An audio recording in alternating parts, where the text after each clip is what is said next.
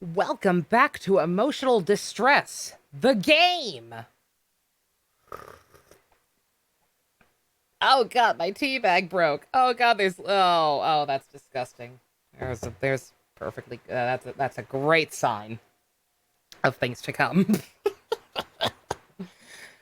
Last time, we, robot uprising, hostage situations. Everyone is here. Ace Attorney edition.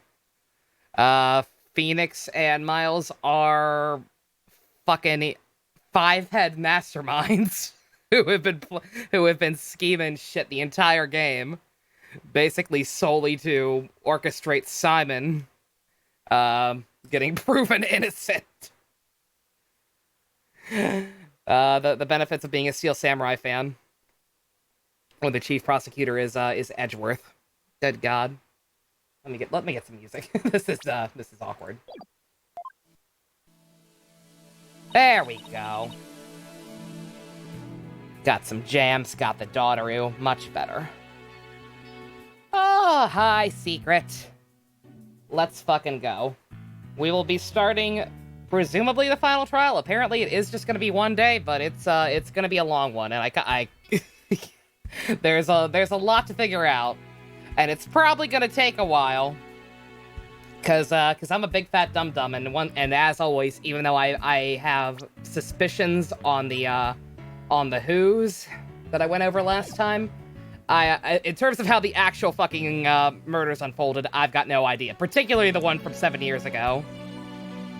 Like that one, obviously there's not a whole lot of evidence left behind, other than the stuff pointing at Simon. So it's not a whole lot to investigate. You just finished the TNT finale, Secret? Nice. I'd say hopefully this will cheer you up, but I get the distinct feeling that this is going to be just as distressing. Hi, Sandy. Hi, Janae. Hi, Pandana. Hi, Mina. Hi, everyone. Hi, Phoenix. I'm trying to make sure I got everyone. Oof. But yeah, no promises that we'll get it done tonight, but we're gonna put a dent in it. Even though it is one day and it is long, there are apparently still decent stopping points, so we'll see. Hey, Jet, been a while. Depending on if it goes to a second night, I'm probably just gonna preempt the group watch tomorrow. Normally we do that on Wednesday, but fuck that, we're powering through, full speed ahead. I did a little research. What to me is the longest case? I don't know if it actually was or not. Like, knowing the actual times is hard for me, because I know I stop to read chat a lot and get distracted and take my time and I'm stupid. So in terms of actual measurement of time, I don't know which one is the longest, but I know which one felt the longest, and that was the final case from Investigations 1. I don't know if it actually was. It probably wasn't, but good fucking God, that thing felt like it took 10 years. The final case for the first game was also long, but that one didn't feel long. That one, the length was justified with that one. The work was epic. The work was epic enough to justify that kind of length. Investigations 1's final case? No. Not even close. It was a fucking Dora the Explorer episode, stretched out into, like, at least 5 goddamn hours for me. I mean, yes, President, can't touch this diplomatic immunity, extraterritorial rights, that asshole. I don't remember his name, but fuck that guy. I noodle high fusion. Alrighty. I looked into the special psych locks you mentioned, Mr. Nick. You did? That's great. I really appreciate it. God, that's just... I tried to recap what happened last time. So fucking much happened last time. Fucking Black Cyclops are back. With Athena of all goddamn people. So much bullshit. I won't like this explanation. Oh boy. You watched 45 minutes of Apollo. Apollo is indeed baby. Apollo's a very good boy. I am sad that the public are bitch babies who couldn't accept him as the new protag.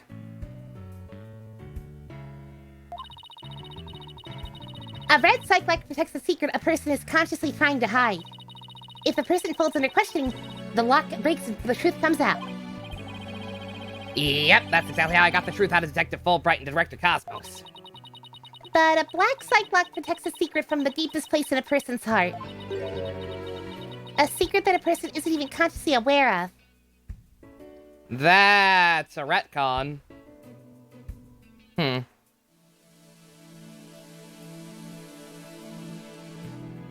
I mean, that's almost certainly what's happening in this case, but yeah, like, that's obviously not true. That is absolutely not the case with Kristoff. Kristoff knew goddamn well what he was doing. Yeah, that's a little strange. I don't dislike the explanation, because in the case of Athena, that makes perfect sense. Like, I figured it was that. But yeah, obviously, black does not automatically equal that being the reason, because... No. Kristoff knew exactly what he was fucking doing. His super secret was that he knew he was an absolute douche. Yeah, no, like, he knew what he was doing. Like, he was not... No. That's... I think you need to, Pearl, where did you read about this? Wikipedia! Ah, that explains it. So even they don't know it's there. That, or I guess you could stretch some bullshit explanation that Kristoff was so used to being dishonest about everything that he literally just lied naturally, not even fucking realizing it.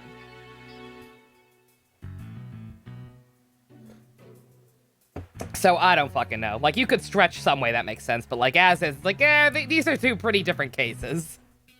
Yeah, we never did get an explanation for why he was such an asshole.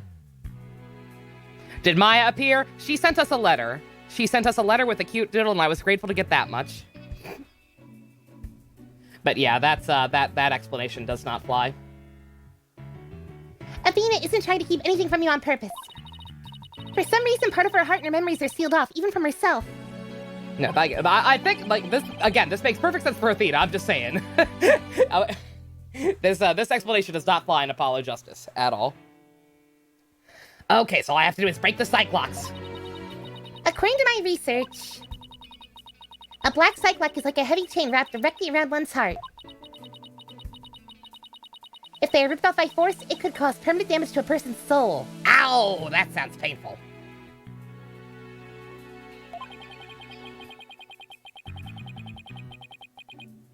In other words, if I'm not careful, I could traumatize Athena for good. Pearls, could you please stay by Athena's side?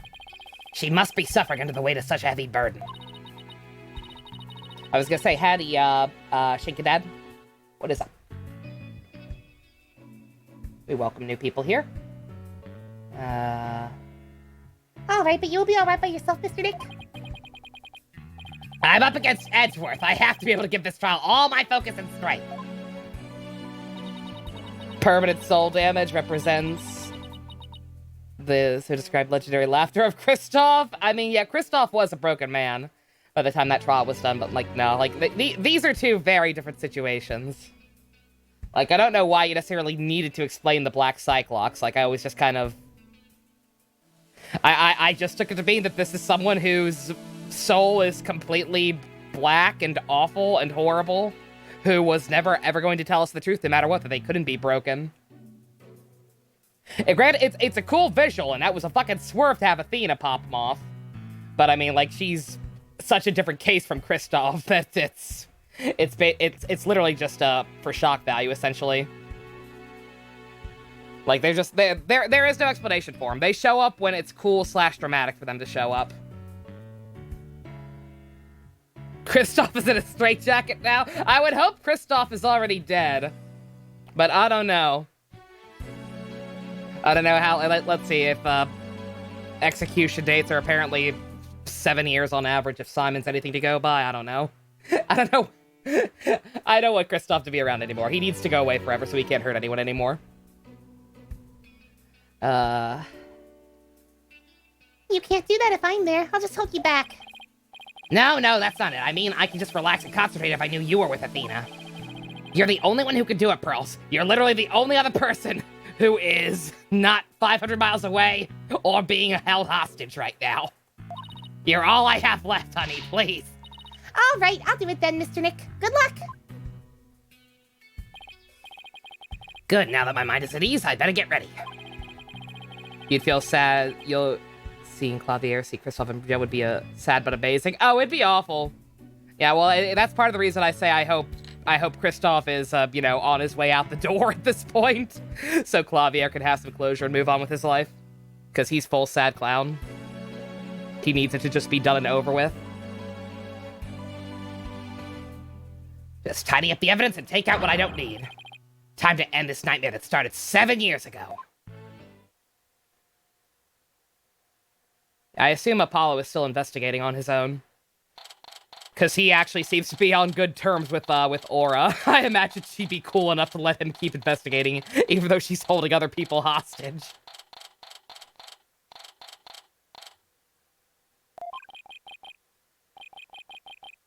Defense, prosecution, and judge. There are even people in the gallery. Is that legal? This isn't even an official trial. How do they know about this?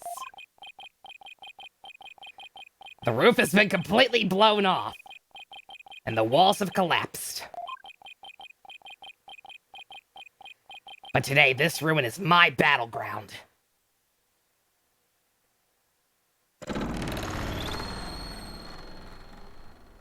Oh my god! He's gonna cross-examine the robot! America! The audience be like, one of us, gerbil gobble, beep burp. Court, or, some facsimile thereof, is now in session for the trial of Athena Shikes. I fucking guess.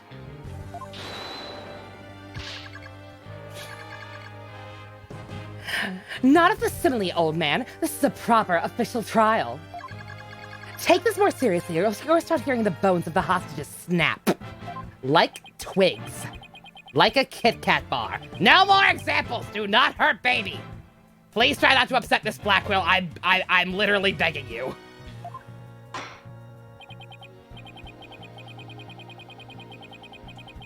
Aura is not happy. I do see where she's coming from. Like, I could. Some people were saying they outright despise her for what she's done. I can understand that, because she is absolutely going too far, threatening completely unrelated people. But at the same time, seeing how much she clearly cared about Metis, and seeing that her brother willingly took the fall for something he didn't do. What the fuck did you miss? Not much, Boop. We literally just started. You're good. Court is now in session for the very proper trial of Athena Shikes. I forgot to read that part. This is no trial. It's nothing more than a ridiculous farce. Aura Blackwell, you are not just a clown. You are the entire circus. What did you say? Edgeworth, did you not hear what I just said to his honor? Our daughter is in danger! Trial isn't sexy, I mean session. Giggity. His animations are smooth, he's looking good! I hate how good he looks so good with the glasses! He looks so much like his dad. It breaks my heart, but it's also good. You were thinking of adding this stage of Phoenix's in Smash? They add Athena and Simon using Athena's theme in Dual Destinies Pursuit. Oh, that'd be so good. This would be a cool ass Smash stage. The destroyed courtroom. Fucking all the other characters in the background, like Persona. However, this ridiculous farce is a very important meeting for our legal system. Recall the case of the UR1 incident, in which the prosecutor was found guilty of murder. That case ushered in the odious dark age of the law. I see what you're after. If we can find the real truth behind that case today. Precisely. The darkness will be dispelled and glory shall be restored to the court system. Prosecutor Edgeworth, you sound as if you know something about this truth. Manfred? No, fuck Manfred. No, that was a little longer than 7 years ago. They're talking about Simon. Simon did not get his lawyering degree in prison. Simon was a prosecutor, and then he went to prison.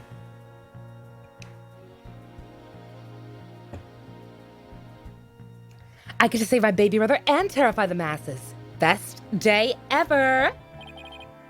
I do indeed. A new suspect has emerged in the UR1 case.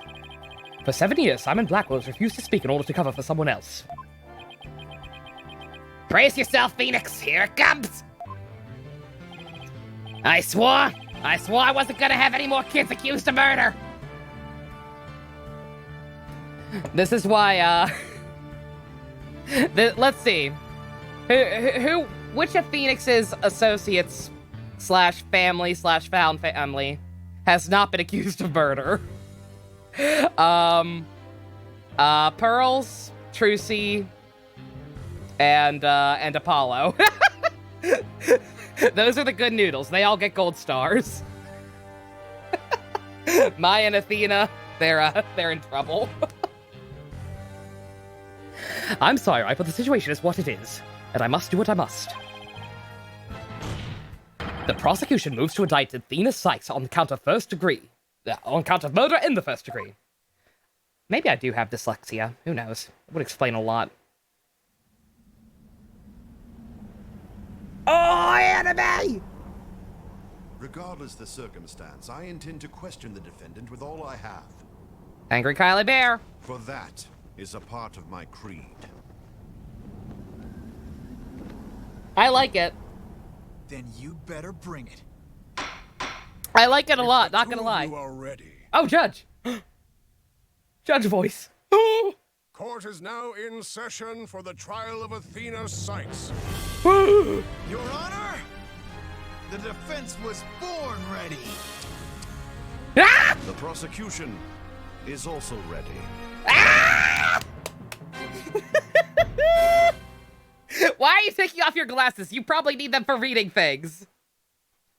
That's the guy who did Soda Shark? Oh, yeah, no, that's Kylie Bear. Yeah, he's been in a fucking million things. I was kind of weird when I first read that he was, like, his new English voice actor in the newer games when it's not just Capcom staff doing the voices. But he sounds good. Kylie Bear's got some good-ass range. Like, I'm kind of used to him being, going full ham as shit like the Great Saiyaman. Or in, the Danganronpas. But nah, he's good. Judgy voice is good too. I vaguely recognize him. I want to say that's someone who voices another character doing like another voice, but I can't quite pick up on who the judge is. Unfortunately, I'm not that good. He was wearing glasses to show the time had passed. He doesn't actually need them. He just knows they make him look hot. God damn it, asshole. Do I think Phoenix has... Phoenix absolutely has a sign in his office saying X day since child was accused of murder. I just saw that, MD. That is absolutely true. He farsighted? He's probably farsighted. This immense tension between us. It's like we're picking up right where we left off. Have we really still not resolved this? Oh, God. Oh, God, we're stubborn old men. It's my duty to clear Prosecutor Blackwell of false accusations and end this insanity. Oh, he's nearsighted. Okay, he's the opposite of me. Alrighty. Fair enough, Edgeworth. Fair enough. But I have no intention of losing Miss Sykes either. She's a very promising young lawyer. And my newest daughter. I know without a doubt that Athena is innocent. I still cannot believe, like, I didn't even realize how much time it had been since they've actually faced off against each other until now. Because, like, yeah, we never actually faced off against Edgeworth in TNT. Mia did in the flashback, and then he helped us out. He was on our side for the Dahlia case. But, yeah, we have not had a proper showdown with him since Justice for All. That is insane. Glasses are hot as hell. He looks good with them. He needs to keep them on. I don't think Prosecutor Blackwell did it either. So, do you have any clue who did do it? Wah! The Phantom of the Opera is here. And the real culprit, most likely. Wah! The true culprit is a spy. It's gonna be hard to convince anyone of what I barely believe myself. But I don't have a choice if I want to save Athena and Blackwell and expose the spy. That is a... That's a laundry list of things to do. Now then, Chief Prosecutor Edgeworth. No need for the Chief Prosecutor bit, Your Honor. I'm here as a simple prosecutor. Very well, your opening statement, please, Prosecutor Edgeworth. Although I've been known of late to give an impressive opening statement myself. Oh, he's so proud. He's so proud of the fact that he actually got good at giving those over the course of Simon forcing him to. Aww. I love you, Udgy.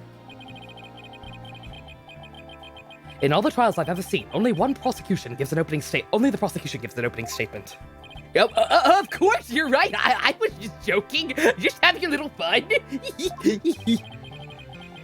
So he wasn't just doing them out of fear. Interesting. He was having fun. Judge is an underrated character. He really is. You take him for granted because he's always here. Except for that one time it was the Canadian judge instead. But like, he's a fun character in his own right. Let's start with a brief overview of the UR1 incident.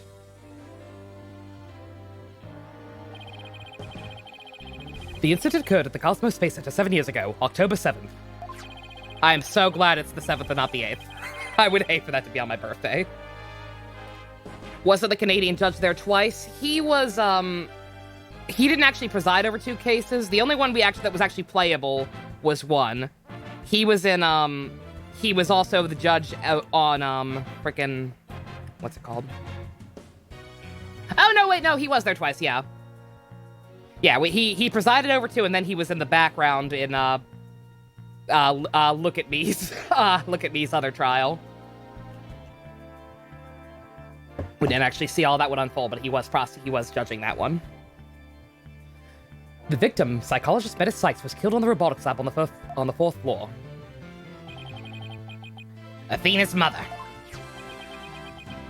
Simon Blackwell, a young prosecutor at the time, was found guilty of the crime. There were 2 deciding factors that led to his guilty verdict.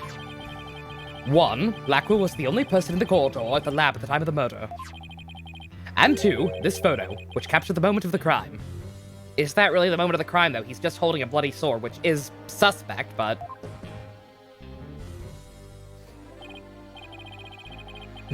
Very incriminating evidence indeed. There's even a convenient arrow pointing to it.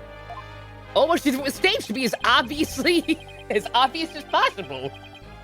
It would appear that the only conclusion is that Prosecutor Blackwell did indeed. Are you kidding me? I'm not accepting any conclusion of the kind. This opening statement is over. Now hurry up and call the witness. Short hair? I need to see him. Please tell me we gotta get a better look at short-haired Simon at some point over the course of this, right? I don't know if we'll actually get like a full-on flashback or anything, but like we gotta get a better look at him. I need to see short-hair Simon. I need to see if that's just the trend among these games.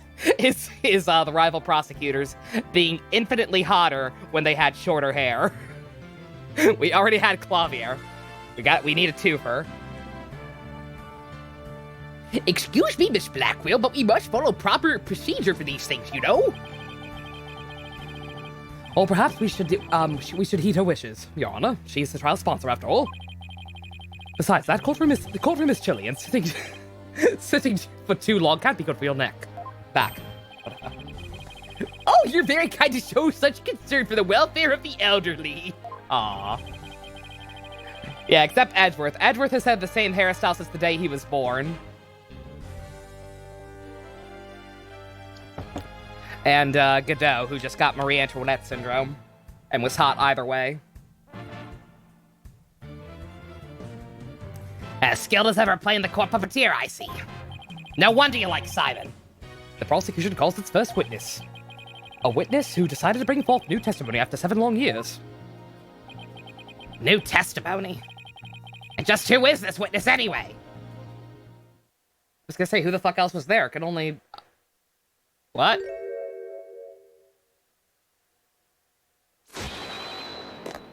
Bobby Fulbright's the name and justice we trust. Bobby, I swear to God, if you were actually active 7 years ago, that fucking cinches it right there. Bobby? Bobby!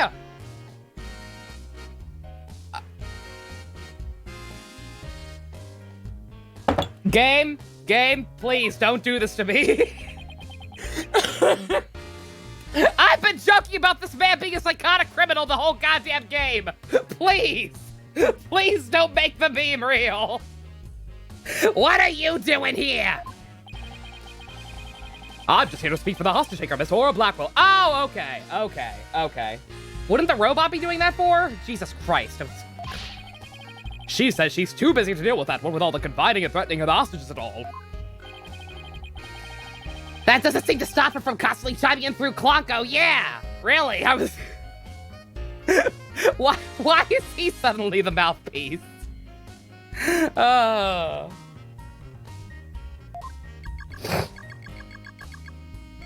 I'm nothing more than an observer in this. Do your best. I'm watching you, motherfucker. You just left ASL, Kiwi? I'm so sorry. You haven't missed too much. We're still kind of in the opening phases. You won't miss too much. You're good. You drive home. Stay safe.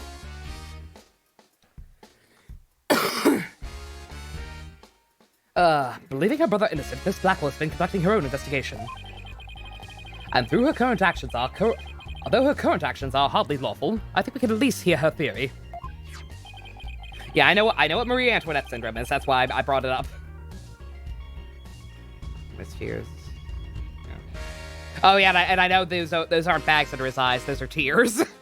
that's why I've been saying from the very beginning that okay, he probably didn't actually do anything because this man would not have fucking tear stains from crying in prison if he weren't innocent. Gee, Edgeworth, your disposition has really improved. Yes, Phoenix, I've conquered my demons, weeded out corruption, and completed my character arc. How have you been? I've been playing poker so I don't starve to death. I got kids to feed. I have here Miss Blackwell's notes on the investigation she conducted. And I'll be giving testimony based on these notes. Here I go.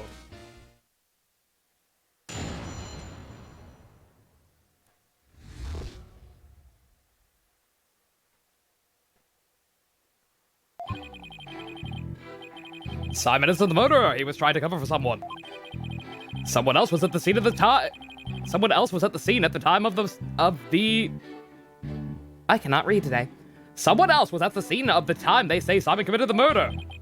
I mean, if he really was out to steal that moon rock, then why the rolling case? Because he was using it to hide someone inside, that's why. And the only person small enough to fit inside that case was Athena Sykes. You missed it, Phoenix. I locked up a clown. Hey, me too. His name was LaBelle. He was a fuck. And that's Miss Blackwell's theory. It totally goes in the face of the official ruling, huh? About the case she mentions, there were other rolling cases like that one in the lab. Yeah, Bobby's struggling. Bobby's had a rough couple of days. He's actually just struggling to read that hard. I'm method acting, totally. But they're not for traveling, they're apparently for moving parts and equipment. I vaguely remember seeing 3 cases all in different sizes. Bobby also makes the aura voice. I probably should have done the aura voice, would have been easier on me. But hey. It's fine. At the last trial, they thought that Prosecutor Blackwell used the case to steal the rock. And they had a perfectly good reason to think that too. You see, there's a security camera in the corridor that leads to the robotics lab. I forgot. Phoenix was not the main person in charge of killing LaBelle. My bad. But he should have been. He killed LaBelle after it was over. They didn't send him to jail. Phoenix actually murdered him because he deserved it. Fucking bad Lorenz. You see, there's a security camera in the corridor that leads to the robotics lab. And that camera captured footage of Blackwell leaving the scene with the case. I've got my own Maya now. I understand your torment. Kay's a good girl, mostly. I can see why that footage helped to bring his trial to a quick end. Short hair? Yeah, I need to see him from the front, please. I need it. It's very convincing, that's for sure.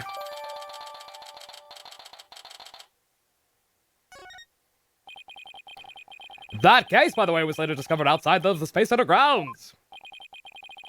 Speaking of after the incident, Where was the defendant Athena Sykes found? She was found on the 5th floor Space Center in the Sykes family residence. Prosecutor Blackwell most likely brought her there after the incident. In addition, it's unknown where Miss Sykes was at the estimated time of death. Miss Sykes was too confused by the shock of her mother's death to give proper testimony. And there was no witness or evidence to tell us where she might have been. So what you're saying is Miss Sykes didn't have an alibi. I thought we were arguing that she was in the suitcase. Don't need to see it from the front. You're sipping already. I mean, what? I've already gone full simp for him. It don't even matter what he looked like back then. We can only break even. Like, nothing's gonna be a deal breaker. That is what the evidence is saying, yes. I understand the reasoning behind the theory, but I'm far from convinced. The victim is the accused mother. Are you actually claiming an 11-year-old girl? Of course, the girl had a very strong motive. Dr. Sykes was a psychologist who wrote many papers about speech and emotions. You are aware of Athena Sykes' special ability, aren't you, Your Honor? Are you referring to that therapy thing? Yes, she's done it quite a few times in court. It's really cool. Except when they make you fucking guess emotions that are supposed to be there rather than pointing out ones that shouldn't be there. The ability to read emotions from speech and the subject of her mother's research. I think Bobby was cooperative only because he's worried about Simon. Seems like they made up after the pickle argument at McDonald's. Yeah. Him and Bobby bonded over their love of Kamen Rider. It speaks to both of them in different ways. Bobby likes it for justice. Simon likes it for being weeb shit. They found common ground. All the electroshocks are water under the bridge, I'm sure. Shout out to the judge actually finally pointing out this fucking nonsense. Like, we've had this before, them accusing small children of being callous murders, which, I mean, anything's possible. You could say they found common ground.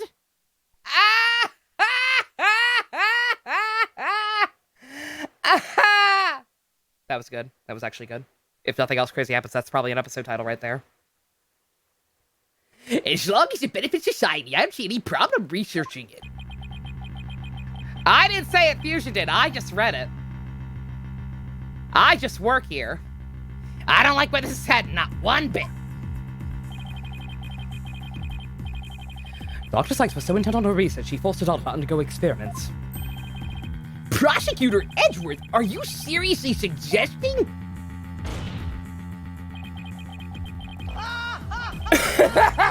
Thank you, JC.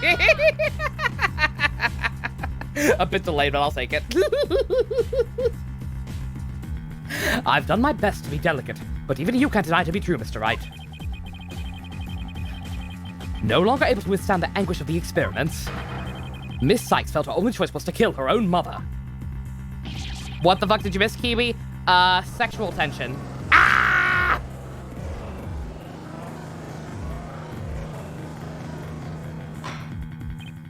Waiter! What a tragic story. I hardly want to believe it myself. Sexual tension and just sexual tension with him and Phoenix, establishing that they still have that sort of their shit out. An anime cutscene. And establishing the fact that Athena does not have an alibi for the case 7 years ago.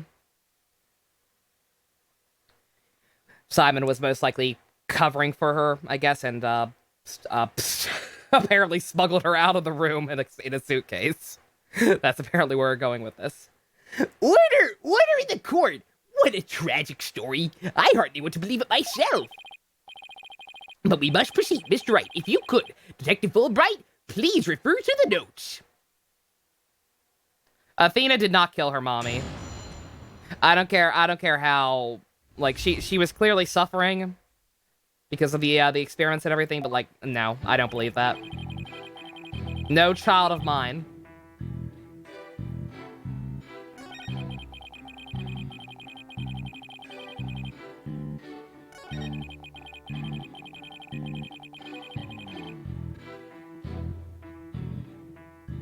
Edgeworth, I need your advice. One of my kids is on the verge of a mental breakdown.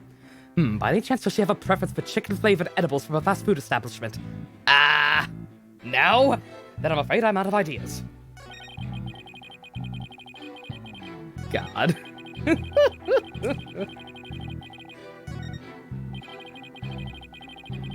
It's a clever theory, but it doesn't look like it has any solid proof. Working into overtime, Kiwi. God, I'm so sorry. You do what you gotta do. If I push, maybe I can uncover some flaws in it. You gotta press, okay.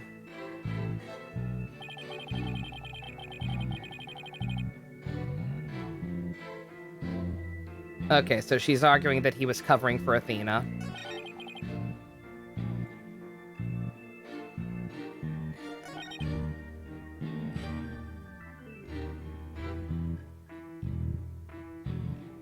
Hold it!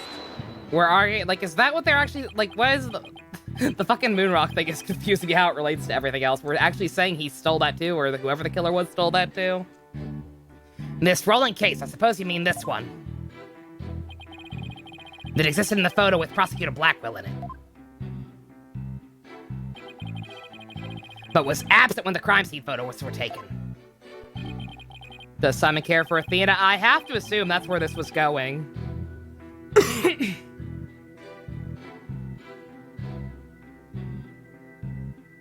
Because, like, unless there's some other suspect who turns out to be the spy or whatever. Well, no, because he's trying to catch that person. Yeah, no, I have to assume it goes the whatever their relationship was, it goes both ways, and that he was just as concerned for her. I like, that's the only thing that really makes sense, that he took the fell for her. Yes, that's the one. Miss Blackwell has drawn a conclusion, albeit from those two photos. She has? And what is that conclusion? You're the one with her notes. Oh, right, of course. Reading them now, so why the rolling case? Yeah, they established they got along well. Back when, her mom was his sensei.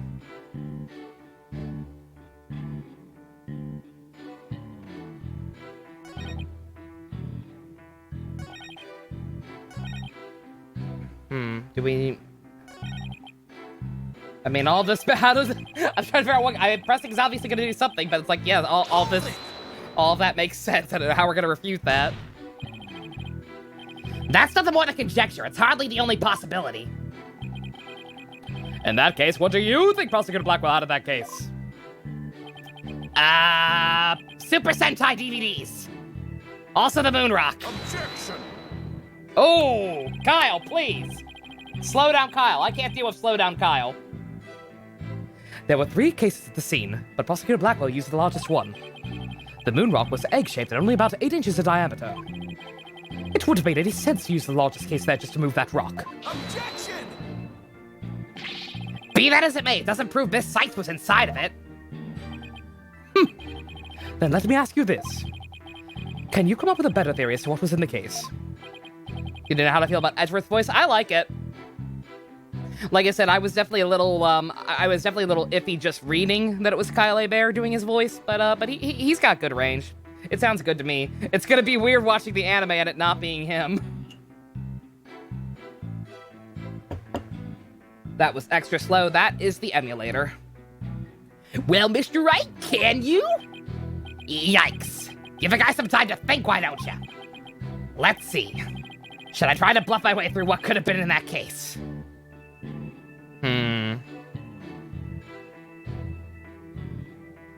I was gonna say, would she have been able to breathe in there? Actually. You don't like his objection? I didn't like his objection, but that's good. It was slowed down to like 50% speed for some reason. The reason is the emulator's garbage. Also, I just realized I still have Firefox open. That's part of the problem. How is Citra compared to Desmume? Garbage. Because the 3DS, it's the 3DS. Like, Desmume is good because it only emulates 3D, regular DS games. And that technology is kind of perfected. Canary is for 3DS games, and 3DS games just run like shit, unfortunately. Alright. Poker face, poker face! I know exactly what Prosecutor Blackwell carried from the scene. I just have to find something else that was missing, right? No sweat. Ooh, I'd be very interested in hearing your theory. If it's true, that is. I did see your Makoto drawing, Kiwi. It's good. When someone said realistic Tiger Drop, I'm like, how the hell is that gonna work? But you made it work. He looked good. This is a crime scene photo taken after Prosecutor Blackwell left, correct? All I have to do is compare this with this photo of Prosecutor Blackwell to see what's missing. If he took something with him, then it should be in one of these photos. Lady Luck, don't fail me now! All right then, Mr. Wright, let's hear your theory. What did Prosecutor Blackwell take from the scene of the murder? Hold on, let me think about that.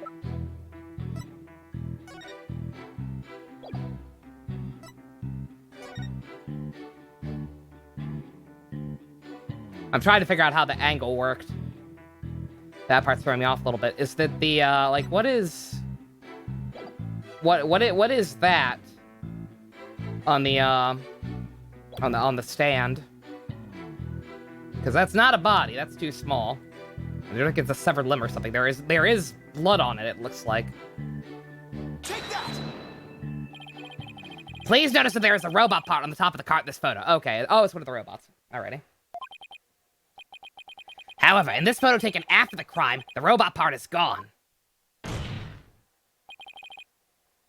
In other words, this part is something that was taken from the crime scene. You do appear to be right. I don't see it in the second picture. But it's just a piece of junk! How important could it be? Is it really just an insignificant robot part? Speaking of which...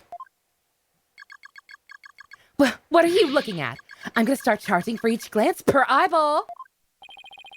Stingy! Stingy! What happens at the age of free previews? Ahem!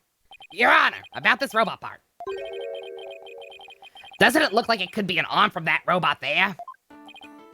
Well, now that you mention it, it does, doesn't it? But the case is still too big to be practical just for the moon rock and a robot arm. But was it really just the one arm that was in there? If it wasn't Athena in the case, then maybe. I believe there was another robot at the scene that looks just like the one here. Your Honor, it is the defense's assertion that this was the other robot that was in that case. What?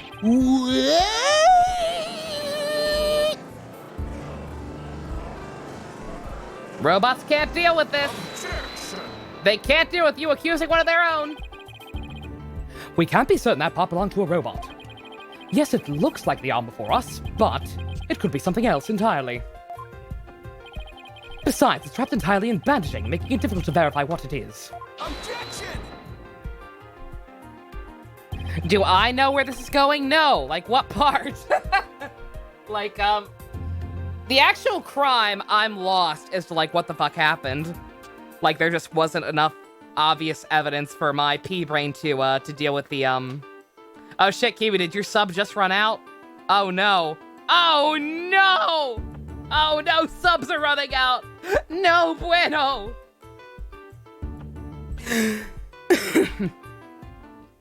Yeah, I know Athena didn't do it, and I know Simon didn't do it.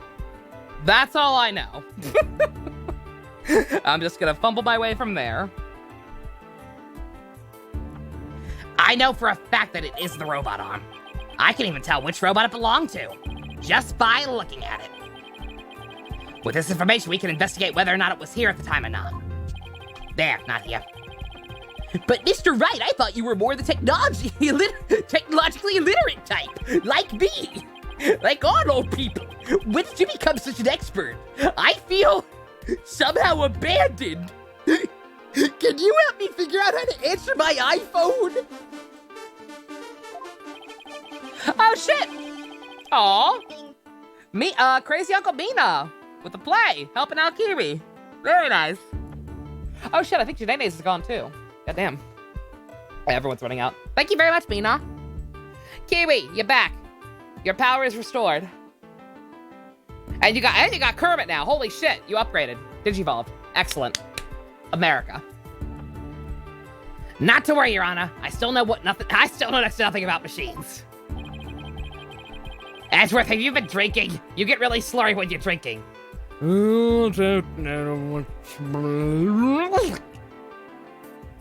Is Edgeworth slurring?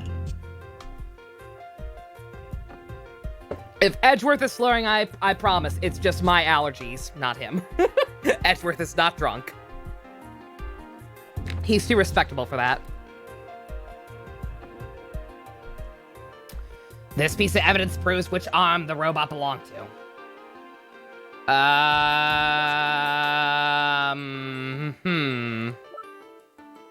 Huh.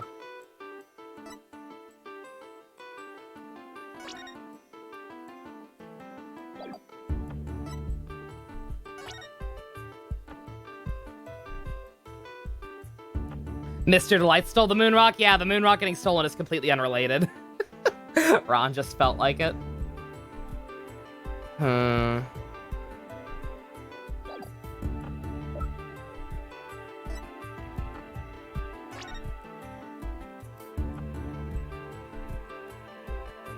Oh, the slowdown. I gotcha. My bad. Fucking duh.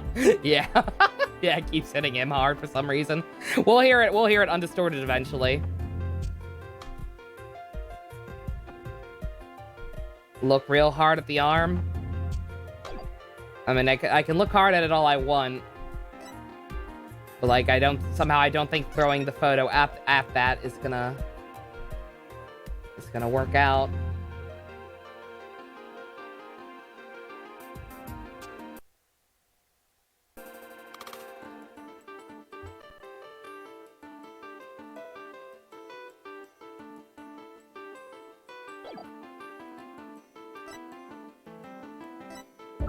The group picture.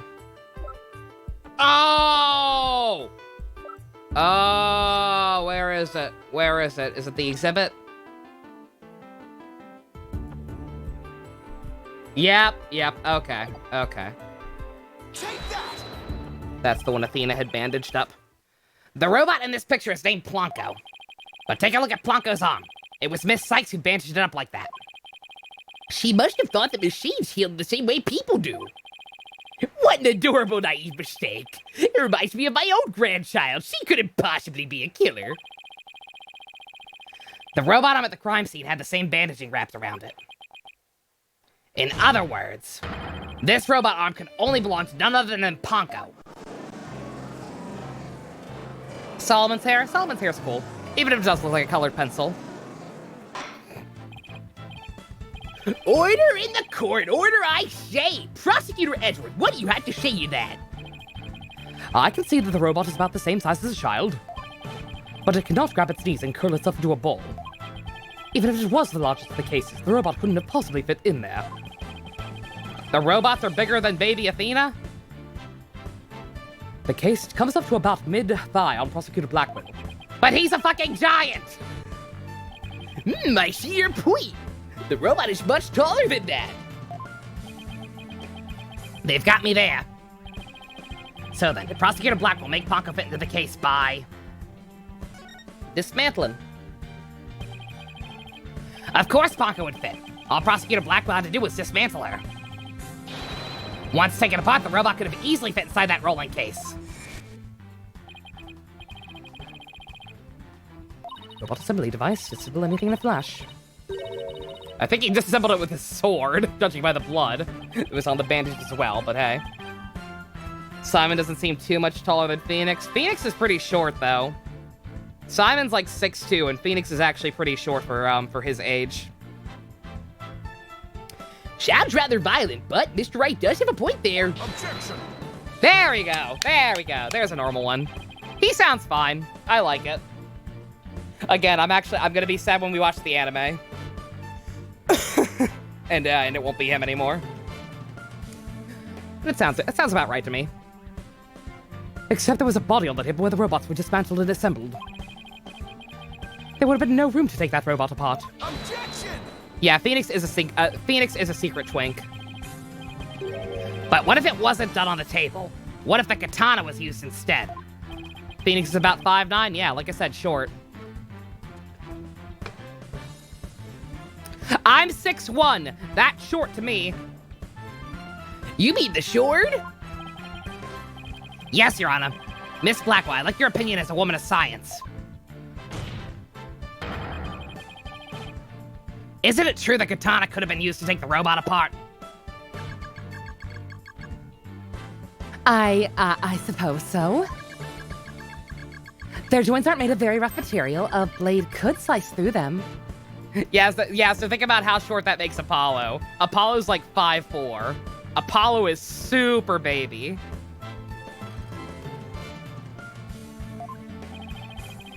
Thank you for your expert opinion, Miss Blackwell.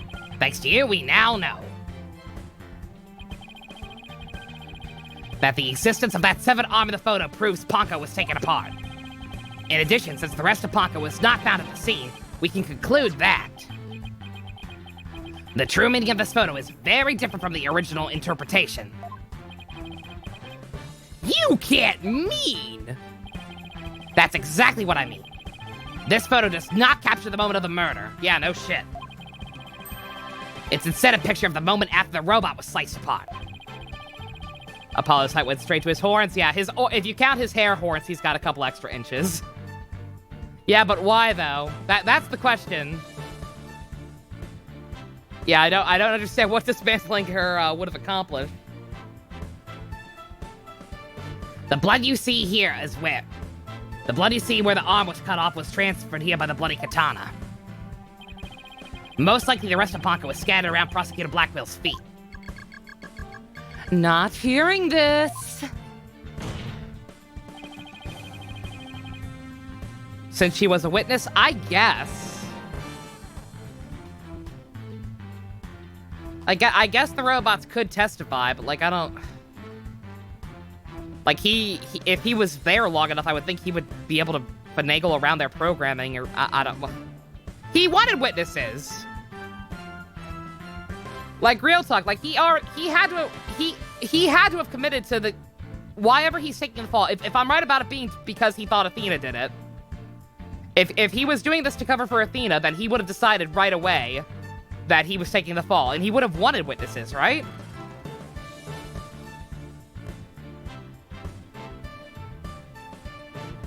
Therefore, what was transported inside of that case was not the defendant, but a robot. Miss Sykes was never at the scene at the time of the murder.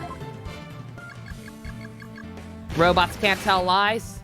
My head, my body. Where am I? Ow! Simon isn't Aura. He doesn't know how robots work, so he just destroyed it, I guess. That's gotta be important somehow. Robots can't lie. I guess maybe the robots would have seen for a fact that he didn't do it. I guess it could work the opposite idea. If one of the robots saw for sure that he didn't do it, then like if they saw him in someplace else at the exact time of the crime, or some shit like that, then that would also make sense, I guess. Okay. So same idea, just opposite logic. All right.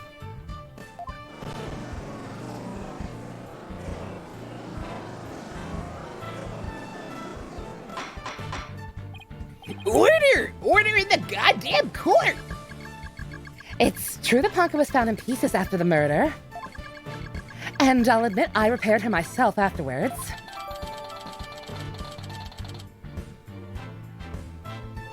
Using the robot as a clever workaround for giving Aura freakouts? Yeah, really.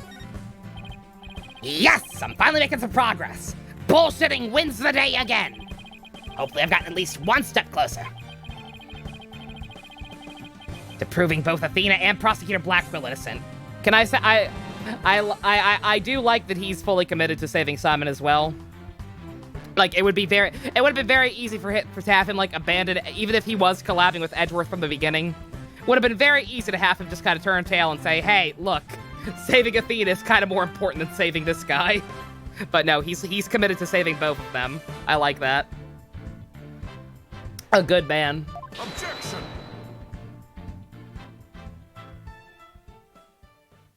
Athena actually did it. He broke the robot because she saw... This is a joke, you're sorry. Oh my god. Yeah, I mean, that would be the thing. Like, on the off chance they do go that route, like I said, if he really is doing it just to take the fall for her, then, yeah, pretty much anything goes. Chinese food sounds delicious right now. Holy shit. I can't get any of it right now, though. This is important. Well played, Mr. Wright. You've made your point abundantly clear. I also promised to get a pizza instead. I can see that it wasn't the defendant inside that rolling case, but the robot. All right. What's going on here? You never admit fault! It's never good when he plays things this straight! Insert straight joke here. Does the prosecution withdraw its claim that the defendant was carried from the scene? You activated his trap card, Phoenix. He doesn't want her to have been in the case. Oh, no. No, Your Honor, my claim hasn't changed. Objection! But Ponko and Miss Sykes couldn't have both been inside that case. Objection! The notion that the case was used to carry Miss Sykes and Miss wasn't, the notion that the case was used to carry Miss Sykes was Miss Blackwell's theory. I've been of a different opinion from the onset. Outset. Good God, I cannot talk. I am so sorry. Now I finally have the opportunity to voice my theory.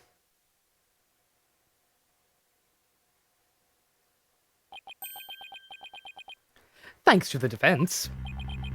Edgeworth! He's been one step ahead of me this whole time! Edgeworth being straight, that's bad news. Oh God, I don't need another midlife crisis.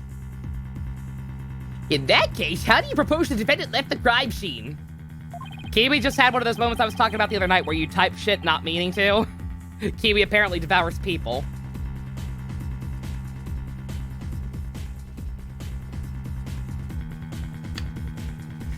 Simple, the footage only shows Prosecutor Blackwell from behind. What's more, he's holding his arm in front of his body, as if he were holding something or someone. Oh my God. Really? That's hardly evidence. I have proof. The surcoat Prosecutor Blackwell was wearing.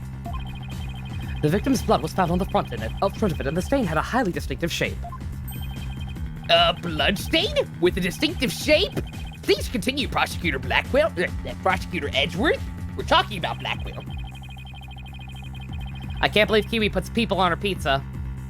7 years ago, the defendant was known to constantly wear a certain item, of which there is only one in the world, a special pair of headphones made just for her. Oh no. Are they rabbit ear-shaped bloodstains? Yeah, she always wore those. Her mom made them for her. Part of her research. It was fucked up. Please don't be evil, Junie. Analysis showed the bloodstain to be in the exact same shape as those headphones. In other words, this was no mere blood splatter. The blood went from the victim's body to the headphones, and then was imprinted on Prosecutor Blackwell's coat like a stamp. Oh, God. Okay, so the robot was in the case, but he was still smuggling her out. He was just holding her. Oh. A most gruesome stamp indeed.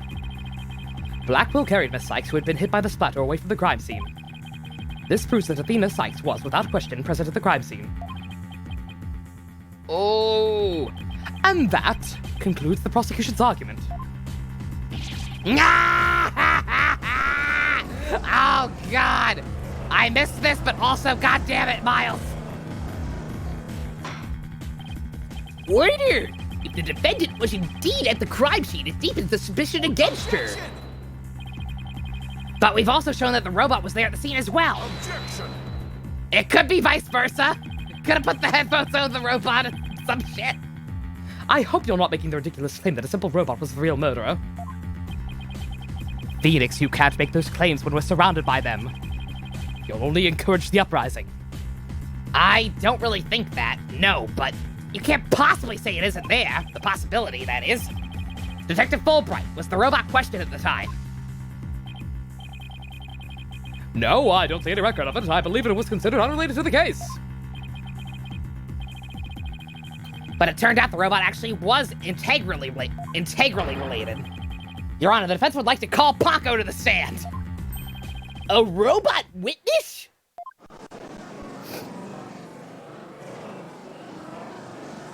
A robot witness, beep boop, impossible, we do not comprehend. Order in the court. Good God, Prosecutor Edgeworth, what do you think about this? Huh. Mr. Wright has called all manner of witnesses to the stand over the years. I watched the fucking orca bullshit. I'm very disappointed. Why not a robot? Nothing surprises me with him anymore.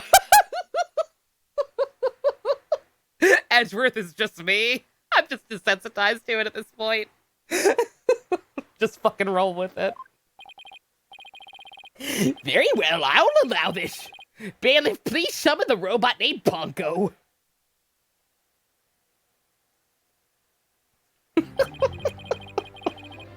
Witness, please state your name and occupation. So Simon was carrying the small child. What a thoughtful, selfless man. Shut up! I'm a remorseless killer. I'll kill you and everyone in this room. He's just precious. Yeah, like there was already kind of no doubt. Simon's a fucking tsundere sack of shit, no question. Kill all the humans, Dust. No. Yeah, no. Less tsundere and more, I guess. I don't know. I guess he kind of had to put up at the front while he was in prison, more like. So every last one of them. Beep, burp. My husband is a madman, and I am his enabler. Witness. Yep. My name is not Witness. My name is Punko. Simon's trying to be edgy. Yeah, he's trying a little too hard, which we kind of figured. He just wants to watch his Japanese animes. Yes, I realize that, but when you are the witness stand, you are the witness. No, I am not. I am Punko. Say it with me. Punko. He was tsundere with a purpose? Yeah, exactly. What an utterly inflexible little robot. Who programmed this one? I don't like it. You're the last person who should be calling anybody inflexible.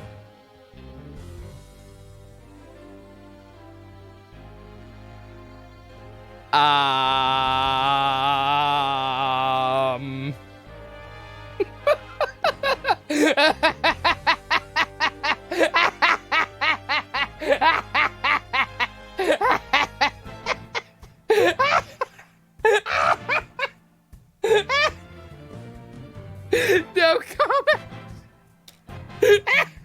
I'm not gonna say it.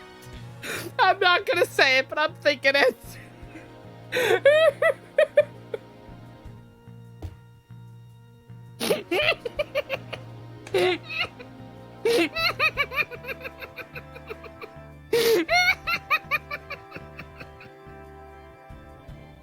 What? I'm in jail? You can't put me in jail. Put me in jail. I used the innuendo title too soon. I'm getting sick. I'm sorry. I'm sorry. It's been a while. It's been a while since these two have been together.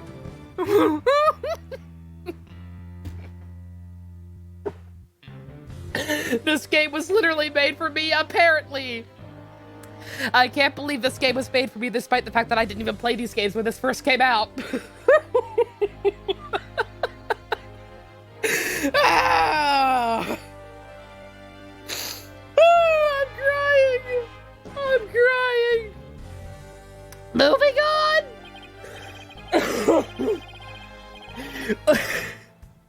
Oh, you remind me of my grandchild who just learned his own name. Oh, how precious.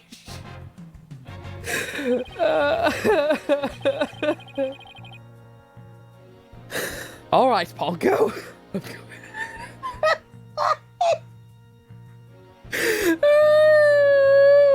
I'm sorry, I'm 12 years old. I'm going to ask you some questions. Questions? You have questions? Hooray! What are your questions? I want to know if you were there at the scene of the murder of Mrs. Sykes. I want to meet the judge's family. I actually do. I genuinely want to get to know the judge's family. They seem like a wholesome group. It was 7 years ago, on the 7th of October, around 2 p.m. in the robotics lab. Certainly. This one moment. Searching data. Search complete. Yeah! I was in the robotics lab. Canadian judge. We did beat Canadian judge. Can I do a new, more female Pivo for Ponko if I can? I'm trying to, but I'm fucking dying right now. I will try though. Because it's turning into just Waspinator. Because it's a little easier for me. Every single one of them has a beard, even the wife and grandkids, yes.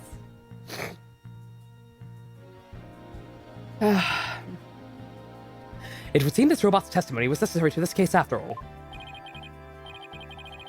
This is great! I just knew Paco must have seen something important.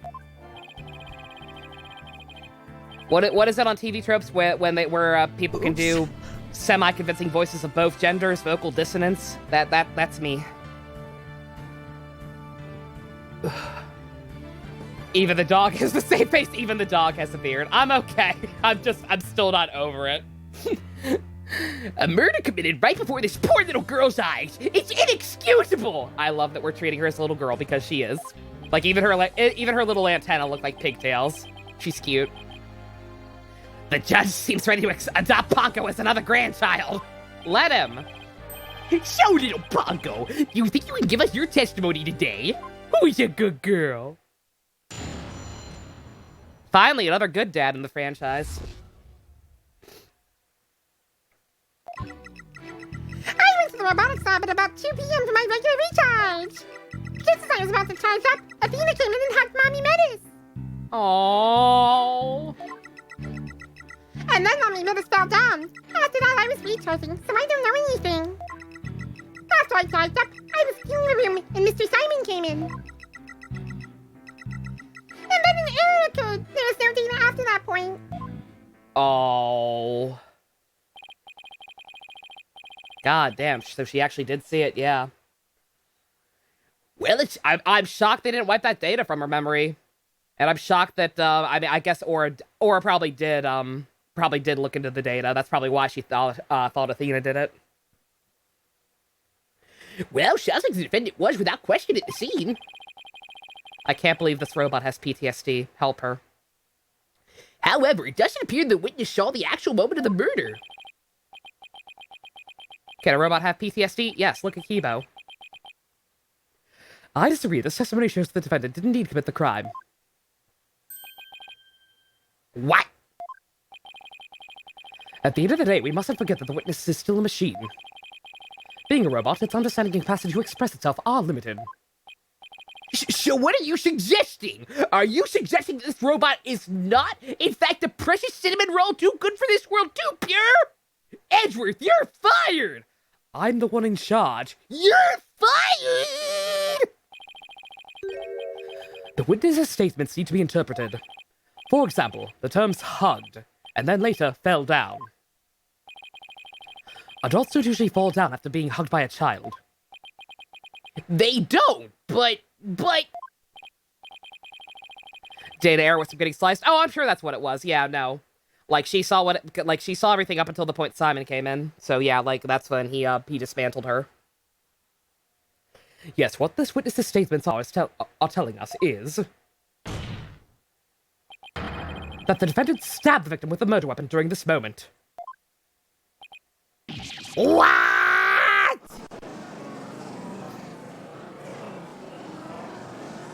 Like, my glasses back on now that I've stopped crying. Good God. Before Miss Sykes hugged Dr. Sykes, did the two of them converse? Yes, I did. They spoke to each other very loudly, but I don't know what they said. Athena is usually so quiet, so I was surprised. Spoke very loudly. We can interpret this to mean they argued. I see. Murder after a heated argument. And then the victim fell down.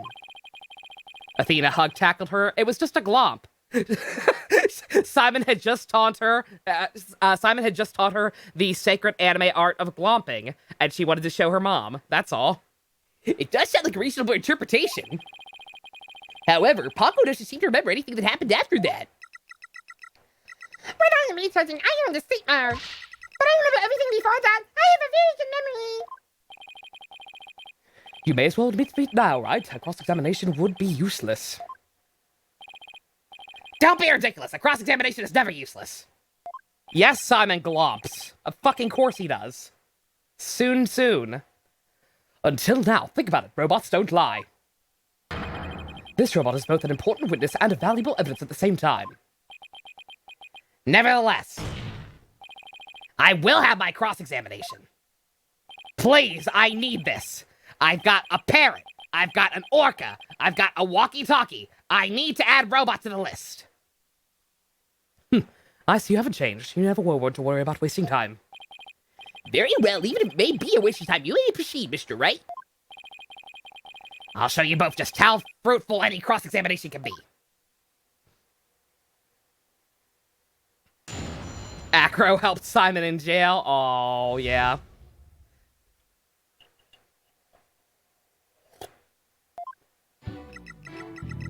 Okay. Oops. He cross-examined a literal demon. Oh, shit, yeah. That moment when you forget about certain things. I can't wait to glomp Mom. I also show her these special knife gloves I made. Oh, Athena, no. No bueno. Is that why Simon took the fall for her? He felt guilty because Athena was actually the killer, but it only happened because he made the mistake of teaching her the ancient anime art of glomping and also giving her anime weapons with fucking knife gloves. Oh.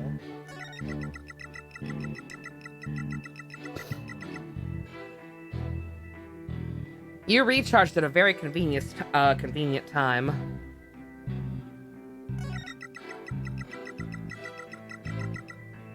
Like, seeing your mother fall down, I guess she didn't have a choice. I guess it's like pre-arranged or on a clock or something for her to power down.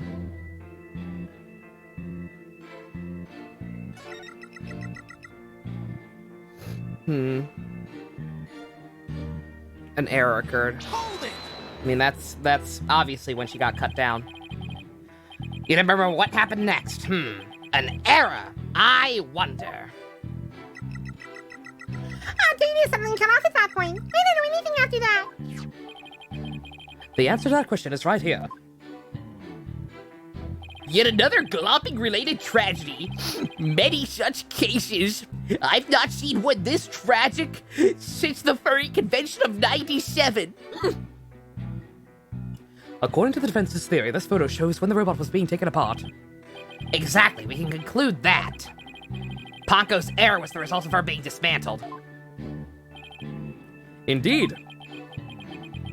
The bodies of these robots are designed to be controlled remotely. 97? Were furries a thing in 97? if they're not, they are in this universe. I went with 97. Yep, I don't know why. Just the first thing that came to mind. So if some bullshit happens related to the year 1997 in real life or in this game, bullshit psychic powers right there. Separate computer. That's basically what Miss Black will explain to us too. She said that Haas memories are stored in a separate computer. When the witness was taken apart, she lost the use of her body, but not her memories. The glomp of 97, the glomp of 97.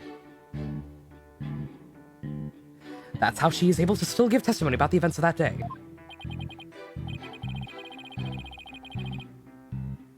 Fascinating. It's as if she can be seriously wounded. It's as if she can be seriously wounded, but her soul still burns. There are a few parts of Ponko's testimony that are hard to interpret. Edgeworth chose to interpret Hugged as being stabbed, which does not bode well for our future in the bedroom. I better try to iron out who did what before, to where and whom before, yeah. Hold on, Athena! I'm gonna save you!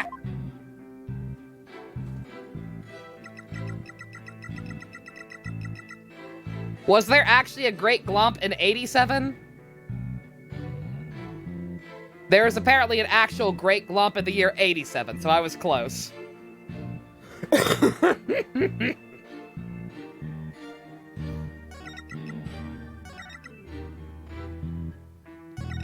Phoenix just had a stroke, don't worry about it. He's a little flustered right now. I have no idea why.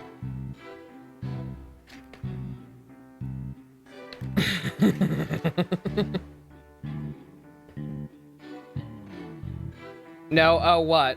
What is 87? Oh, it's a Markiplier. Oh, pfft, no wonder I don't fucking know it. Good God. Hold it! Prosecutor Blackwell? I wonder what he went there for.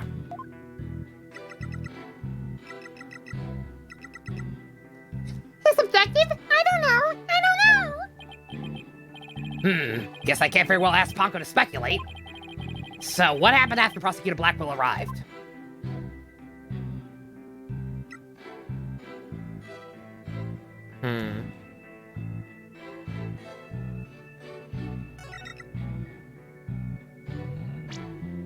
You were cleaning up the room. Like, I don't know what we're trying to accomplish here exactly. This is a weird definition of cleaning up. I don't know if that would be it or not. I don't know if I'm actually looking for contradictions or if I just have to press everything with her.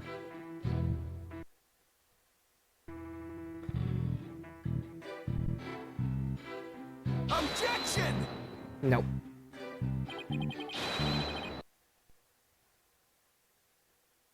Yeah. That took a while. Game really had to think about that one. Hold it! I don't want to delve too deeply here, but... Could you tell us how the victim appeared and acted at this moment? Mommy Menace was very surprised when she was hugged. I heard her heart pound. Oh. Her heart? Mr. Wright, have you forgotten about this document we found in the robotics lab? These robots have a heartbeat detection system. Now that he mentions it, I do remember reading something about that there. They detect the presence of people by the sound of their heartbeats. But wait a minute. That means... if Dr. Sykes really did die at this moment... Paco, how was Dr. Sykes after she fell down? Could you still hear the sound of her heartbeat? Let's see. The moment she fell, her heart was pounding. After that, I don't know. I started recharging just then. Of all the unlucky, goddamn, tragically convenient timing! If you'd heard anything after that, we'd be done. Could have possibly proved the hug wasn't actually the moment of the murder. I'm very sorry, but I'm afraid I don't know. I'm very sorry. The robot is designed to go into sleep mode automatically, so it can't be helped. But it does appear it detected an increased heart rate at the moment of the stabbing. Yeah. After Mommy Menace's heart started pounding in surprise, she saw by the window. It was by the round window on the open to the side of the room. That workbench, huh? Ponko must be talking about the table to the right of where the giant robot is now. Is there something critical in Ponko's statement just now? Sure. Bullshit. Your Honor, I believe this statement is critical. I'd like it added to her testimony. Very well. Ponko, could you please add that statement to your testimony? That's a good little girl. I love that he's playing along with it. Okay, I found it near the round window on the workbench side of the room. That's not where the body was.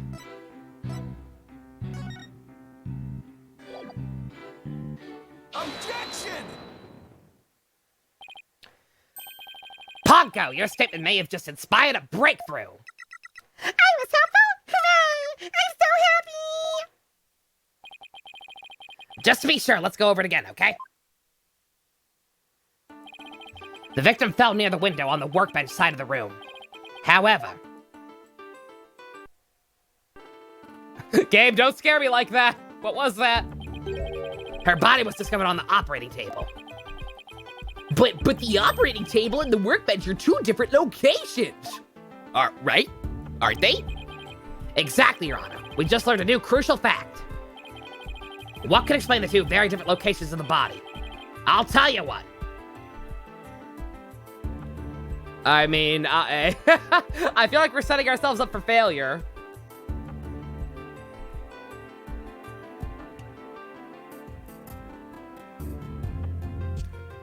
I mean, I feel like if we argue the victim moved, it's just gonna come back around saying that, oh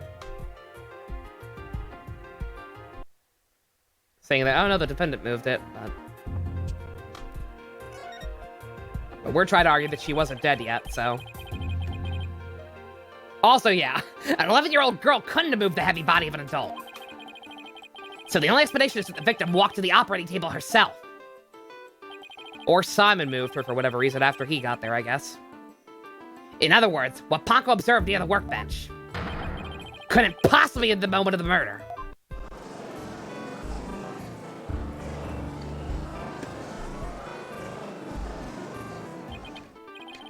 Ooh, I am very relieved to hear that. Glad to know the murder was committed in front of little Ponko here. This child is clean. Yeah, just as we heard in the testimony, Miss Sykes hugged her mother, nothing more. Objection!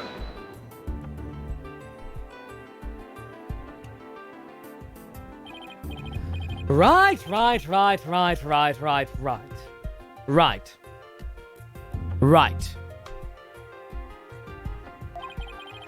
Well, you can call me by my goddamn first name. Miles, we're married. I don't care if the game says otherwise. It's been 8 years, but you're still just as green as ever. Green? But I can't recall ever seeing Miss Wright in anything but a blue suit. Gee, I love you. Hey, blue's my favorite color. What can I say? I literally have to keep wearing it now. We got a trifecta going. with my two subordinates, we got the fucking red, blue, yellow shit going. I literally couldn't change now if I wanted to. And I don't want to.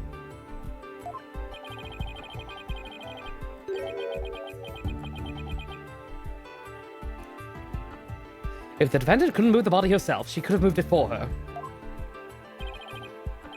They're in court, gotta be professional, that's true. Move for her, but Miss Sykes and Dr. Sykes were the only ones there. It sounds so dirty when he said right. Why are you making that dirty? That part wasn't dirty. That part was pure. He was just imagining what it would be like if he was Miles Wright instead of Miles Edgeworth. That's all. That's why I kept repeating it.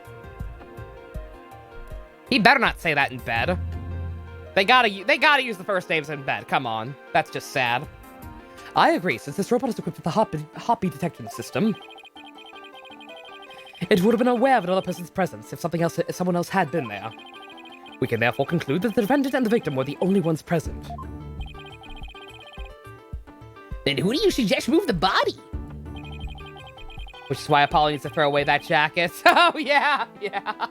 Yeah, I get that he's in mourning, but yeah, it clashes with their colors. Totally. What are you talking about, Jux? This is totally professional. This is the most professional trial ever. Don't you know in the nature of robot? Don't you know it's in the nature of a robot to help people do things? Miss Pango, allow me to ask you a question. My name is Ponko! Say it with me! Ponko! I believe you said you were cleaning after Dr. Sykes fell down. Did you happen to move something large onto an operating table? Yes, I did. Athena asked me to. Oh, god damn it. Athena asked you to. Fucking course she did. And what did you move, little Ponko? I don't know. Unless someone has an ID tag, I can't tell what it is. Oh. An ID tag, you say? Yes, the tag with the barcode on it. The robot scanner to tell us what a thing is. That paper in the lab did mention something about that. Recognizes people by scanning their spacesuit uniform or jacket ID tag, it said. Hi, Pumpkaboo. So it would appear that Miss Panko here can't identify what is moved. My name is Ponko! But we humans have the power to imagine what it was, do we not? Ezra, stop being a dick. She's a nice robot. She's helping us. We do? Well, I do at the very least. Miss Panko, on the defendant's command. Miss Panko, on the defendant's command, move the body to the operating table. Ah! But wait, no. Because they also use... they can also recognize faces, right? And there's no way they wouldn't have the facial recognition of their own goddamn mother.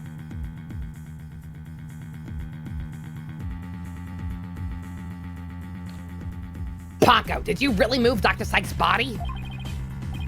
This is really important. Isn't there any way you could tell? The robot's not lying. I don't think the robots can lie.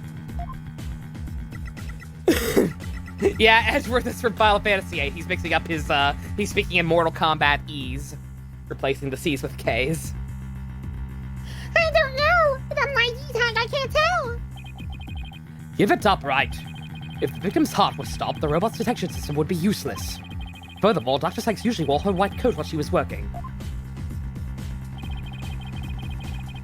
How do we know it was them in the first place, not someone else with their tags? Exactly, that too. Unless they're programmed to lie, yeah, no, it's like, she's not lying. I don't think they're capable of lying. She kept the jacket with her ID tag on it, draped over her chair over the robotics lab, and only wore it for special occasions. In other words, the victim wasn't wearing her ID tag at the time. From the robot's point of view, her body was simply another object. Objection! No, like, we're gonna argue this, right? Ponko was equipped with a facial recognition system. If she really did move the victim, she would have recognized the body as Dr. Sykes. But she didn't, so that means... Objection! A face can easily be covered with a piece of cloth, a mask, or anything for that matter. Would Athena fucking think to do that, though? With her facial features hidden, the robot wouldn't be able to tell it was Dr. Sykes. When the hell would she have had opportunity to do that? Why would she have done that? Yeah, he's right. To summarize, Miss Sykes stabbed her mother near the workbench, then using the robot, she moved the body to the table, where she removed the sword and was stained in blood. Edgeworth is here? Yeah, no, Simon was not allowed to prosecute this one, Pumpkin, because he's kind of one of the defendants. Like, he can't really prosecute his own case. Order! But if that's the case, I have a question. Why did the defendant move the body to the operating table in the first place? You want a reason? Very well. Wait, what? You can't possibly have an explanation. Your emotions blind you to the truth. You could learn a lot from your robot friends. Calm and rational thought will open your eyes to the truth in front of you, Mr. Wright. Now then, do you remember the operating table's one special feature? I believe I read that robots can be assembled and dismantled here, is that right? She lives there. I know she technically could have known about it. Like, she was, like, we're operating under the assumption, I think Athena was just Athena had 2 goddamn friends. She could barely be around people because of her fucking superpowers. As far as we know, she had literally 2 friends, Simon and Junie. Like, we're operating under the assumption that she's capable of doing any of this, and I don't think she is. Again, it would be ballsy. I would give Capcom kudos, but there's no fucking way. I believe I read that robots can be assembled and disabled here, is that correct? I read that already, my bad. That's right, and to the defendant, who was just a child at the time, the table was like a magic box that could make robots appear or disappear in a second. Me and my mom put her, my mom just put her on the, yeah. I asked her if she would put me on the table and fix me if I ever got hurt. Yeah. It's all, yeah, I was a dumb kid. You can't possibly be suggesting. This young, sheltered girl had a difficult time distinguishing robots from people.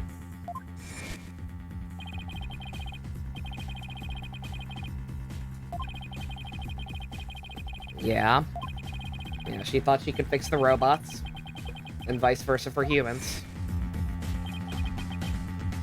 No way! I refuse to believe it. So you're saying she moved her... Okay, you're arguing she moved her to the table.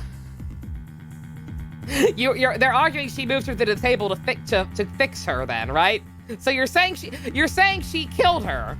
You're saying this 11-year-old sheltered ass girl killed her mother, then immediately regretted it, and moved her to the operating table, and intentionally covered up her face to the rope. Like, what? That's convoluted as hell. No! Fuck off, that makes no goddamn sense. Miss Sykes made a childish and naive and cruel mistake. She thought that if a robot could be dismantled and vanish without a trace... Prosecutor Edgeworth! If you're about to claim what I think you are, I demand you word it as delicately as you can. With all due respect, Your Honor, all I can do is present the truth as it stands. The reason the defendant moved the victim's body to the operating table... Hold it! No! Do not say another word! Just stop! Why are we making that big a deal out of this? Like, it's a stupid theory, but why is that part... What? Was to dismantle the evidence so that she could get away with her crime. My mind went in the exact opposite direction. Okay, that's even stupider. Again, because I'm assuming, like, I'm refusing to accept the possibility that she fucking did it. So I was like, okay, she immediately regretted it and tried to fucking put her back together because she's stupid.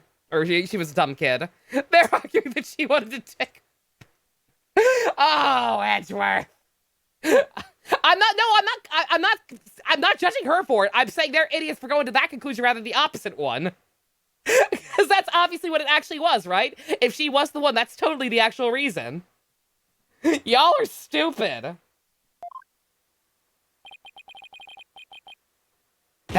That can't be true!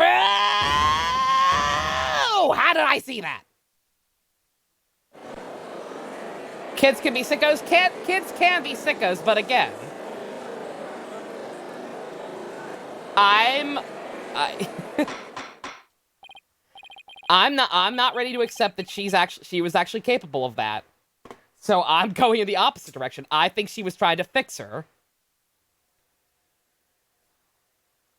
Order! Order in the court! Order in the court, I say! Edgeworth, she was just a little kid. How can you say such horrible things? Horrible? Like I said, you're just as green as ever. I came here today as prosecutor to seek only the truth, no more, no less. My theory is simply the result of rational consideration of every possibility. Objection!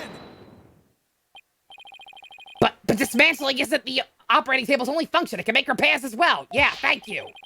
It's conceivable that Miss Spikes moved her mother to the table in order to fix her. Huh. I suppose that could be another way of interpreting it. Yeah, you mean the fucking logical way to interpret it? But dismantle or repair, doesn't matter either way. What do you mean? After murdering her mother, Miss Sykes may have come to her senses. Perhaps she did want to make it appear as if it had never happened. And that's why she tried to repair her mother. Yes, that's one possible explanation. Yeah. But we mustn't forget the facts of this case. The victim was observed to fall down after being hugged by the defendant. And the body was moved per the defendant's command. These two facts that indicate the defendant's guilt, remain unchanged. this just can't be true. Mr. Wright, do you have any evidence to refute the prosecutor's claim? Evidence? Oh, right. Let's see. Fuck. I'm afraid I don't have any of that thing. Since becoming chief prosecutor, I've learned that the truth isn't always pretty. Now, accept the truth, Mr. Wright. Your subordinate murdered her own mother. What'd you miss? Professional help? Sexual tension, and Edgeworth now being a clown, kind of. And professional help immediately resumes his quest to make sure no one goes without a sub. Thank you very much, crazy Uncle Help, Jesus Christ. I know, don't get me wrong, I get it. I know. I'm not, look, I'm not calling him fucking Lang. I get it. I do get it. He's doing his job. He is doing his job ultimately, even though he's mainly focusing on Simon, because that's been his fucking endgame this entire time. I would assume he... if we actually had evidence Oh, Ditto Janene. Crazy Uncle Professional Help has got your back. Thank you very much, Help. Good God.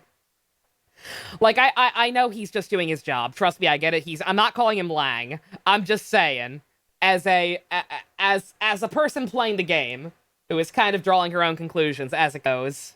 Like, the parents pick favorites? Yeah. They're picking their favorites. That's all it is. I get it. I do. It's just frustrating because, like, it's... I don't buy it. If this game actually has the balls to make Athena the killer, I will buy a new hat just to eat it. Now accept the truth, Mr. Wright. Your subordinate murdered her own mother. Case closed. I learned that from a friend. Just kidding. He's not a friend. Fuck that guy. Your Honor, the prosecution demands a verdict. The hostages suffered enough. What a terrible and tragic conclusion. If the defense has no argument, I see no need to further prolong this trial. Edgeworth's argument seems solid, though. But... I'll buy a hat just to eat it, yep. And that was on the record. I'm not saying that theoretically, like I did with SMT5 getting confirmed. I'm saying actually, legit, to you, everyone watching, get this one on the record. If Athena actually murdered her own goddamn mother, I will buy a new hat just to eat it. There is no way she could have done anything like that. I agree. Thank you, enemy. No problem, other me. We are one, him and I. What do I do? There has to be something, but I can't think of a single thing!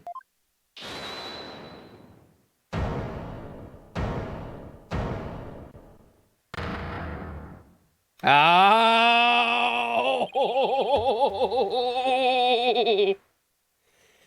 Prosecutor Blackwell!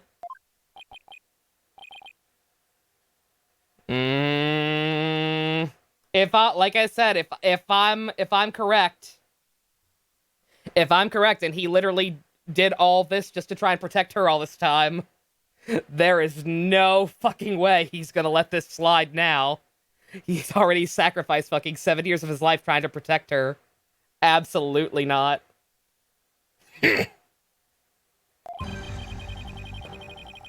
This is quite the farce you are conducting here. I could die from laughter. Prosecutor Blackwell, I'm trying to save your life here! What are you talking about? What I'm talking about is that your argument is based on entirely false premise. Go on, we're listening! Could this be the miracle I need? What is Prosecutor Blackwell trying to pull here?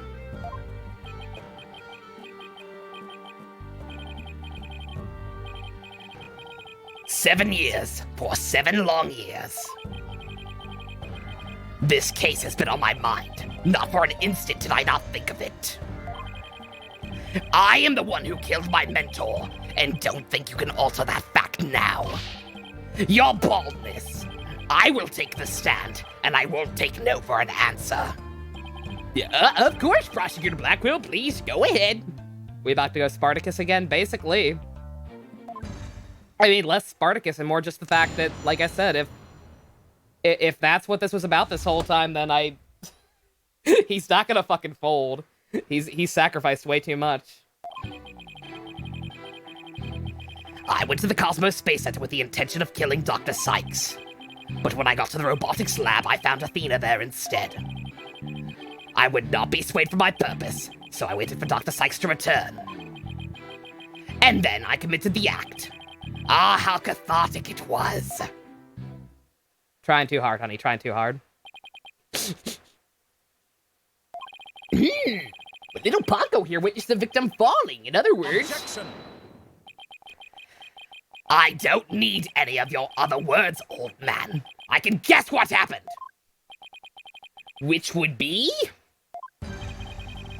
She fell means she fell. Merely that. A mother and a child fooling around. Perhaps she tripped. I killed her! I am fucking evil! Ooga booga booga! Not that it matters. When I entered the lab, there was no trace of Dr. Sykes to be seen. There was no dead body either, of course. Meaning she must have left the room.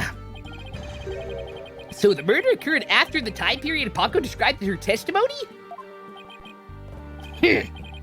You should hardly take stock in the words of a wind-up toy. Objection! Then how do you explain the fact that the defendant had the robot move something?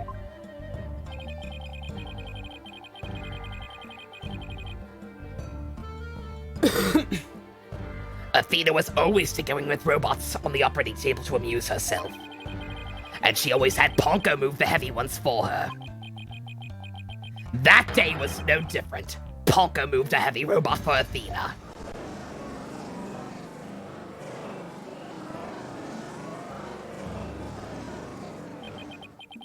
This is awful!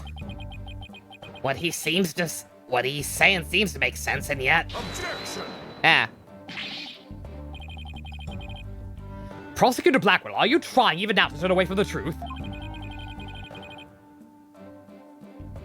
Objection! Oh, shit, I missed one. I'm distracted. Chat's scheming something. No, Simon, please, I need to go back. Don't you realize we could bring the Dark Age of the Law to a close today?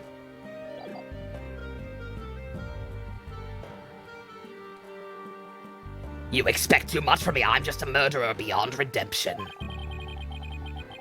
Why don't you just let me go so I can settle down into hell? Your Honor, does this really look like someone who could kill? You're right. He has the face of an angel. I am an angel of death. I am very evil. What the frickety frack? Dusk has gifted a sub to Soren Goes Live. Crazy Uncle Dusk now. Oops. Who that is? No, I killed Menace Sykes. Oh. Can we get a Spartacus going? Can we actually get a Spartacus going?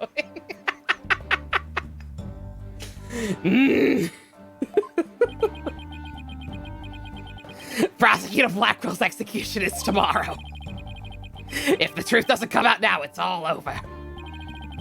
Are you saying that this little girl, the robot, had nothing to do with the murder? That's right, so let's hear your verdict. If we don't hurry, I might miss the ferry across the river Styx, because you know, I am evil and going to hell on the great ferry of hell itself, the river Styx. Oh, woe is me. I was born so fucking evil, I can't stand it.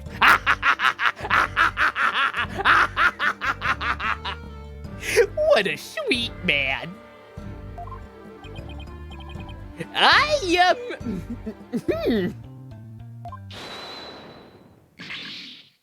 Don't you dare, Judge! Don't forget I have hostages over here!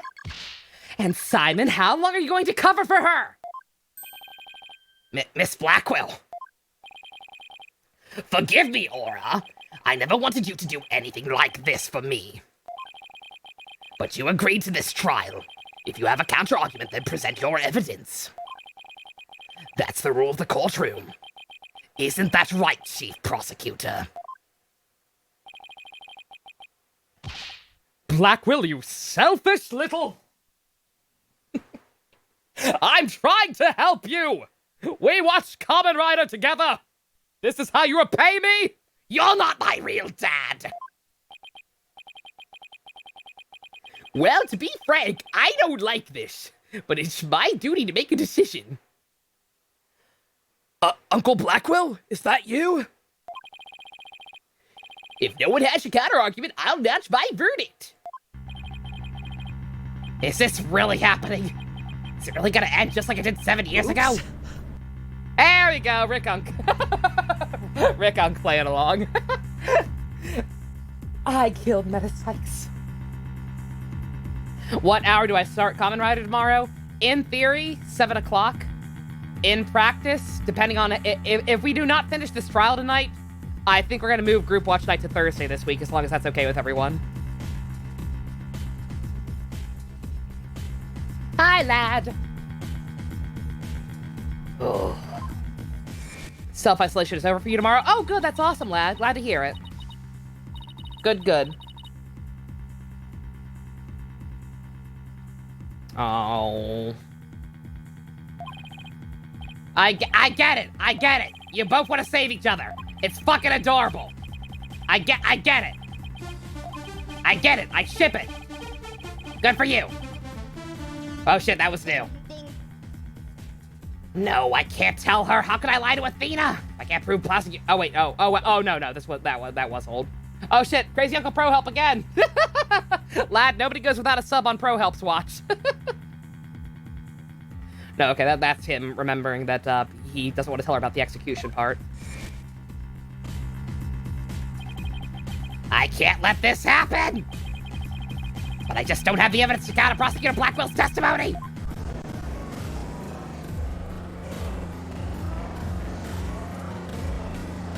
Lad got the one, because Lad was an OG sub back in the old days.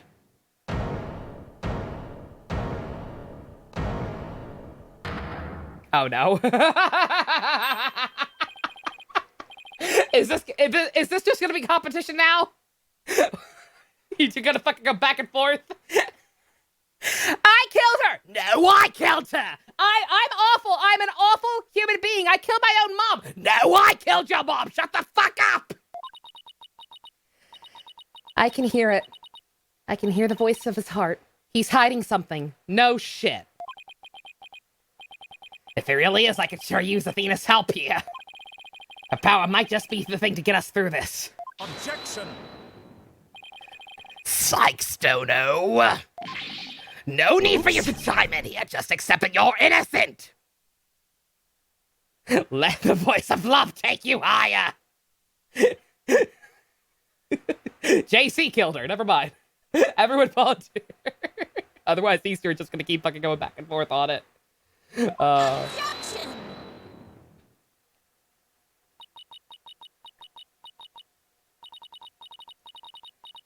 These past 7 years, they've been just as hard as on me, you know. What are you talking about? Do you remember that horrible, horrible trial?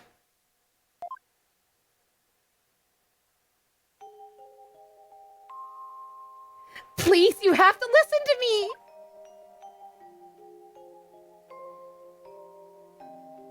He didn't kill her! His heart is screaming that he didn't kill her!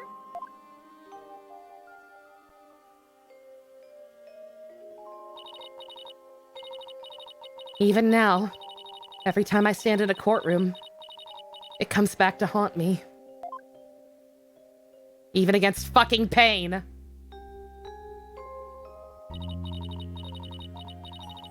Not being heard, no matter how hard you try. Feeling so helpless.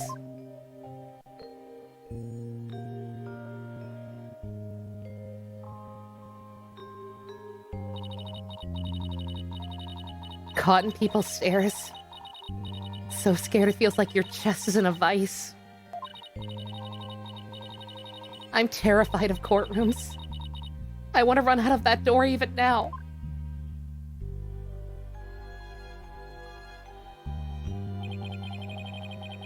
And yet you found a way to keep your fears at bay and become a lawyer.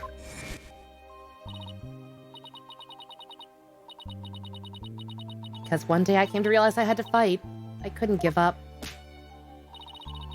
I exercised hard, studied hard, learned how to bench press a police officer. Wanted to become the strongest lawyer I could be. Do it for him, .jpg! This day has finally come. The day I've been looking forward to with all my heart. This is why I became a lawyer. This is why I studied psychology. It was all to save you from this false conviction. Oh. Don't do that! Don't make me feel things! I am evil! But Miss Sykes, do you realize what that would mean? You're the accused after all. If you've proved Prosecutor Blackwell innocent, then... The only thing that matters is the truth. It's my duty to find out what that truth is. Simon, please give me this chance. The chance to shake off this fear that's been with me for 7 years and face the truth. Athena's being so brave confronting her past like this. This might be the last chance to save them both. So I was playing with our feelings the entire damn game. Fucking right. Oh, you say, yeah. This is revenge, yeah. It's Kino. Dare I say Kino? I do hear her music. This is like the slowdown version of her theme again, right? It's very Kino. Thank you, Pro Help. Thank you, Dusk. Kino high five! Kino high five! Prosecutor Blackwell, please testify one more time about the incident 7 years ago.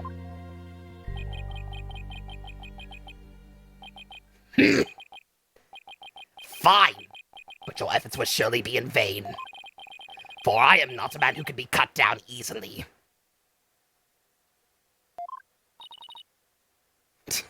No, I killed. Shut up! You weren't even there! You don't get to be Spartacus!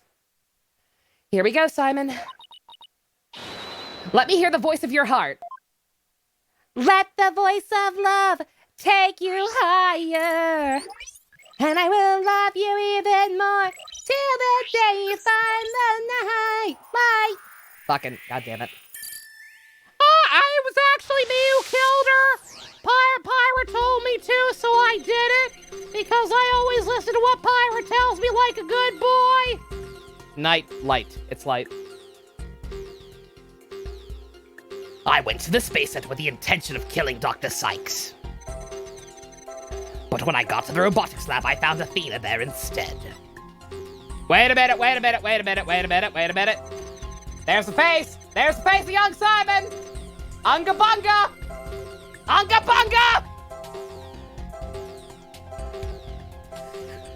When I got to the robotics lab, I found Athena there instead.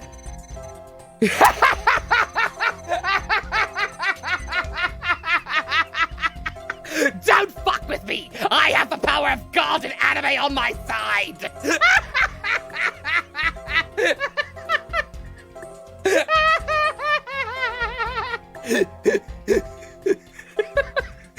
Rex killed her, case closed. I would not be swayed from my purpose, so I waited for Dr. Sykes to return. And then I committed the act. Ah, how cathartic it was. Look at him. You had one too, Noodle. I'm sorry, I missed it. No, I killed her. Rex, shut up, you dumb bitch. You don't get to be cool. Jesus Christ. Okay. God damn it. Okay, I'll tell you what. Weird spot to leave it, but again, allergies. I am plowing through the fluids again. So I'm not even gonna put up the intermission screen. I'm just gonna leave y'all with with Power of God and Anime Simon. Use the bathroom and get refills. I will be right back. Jesus Christ.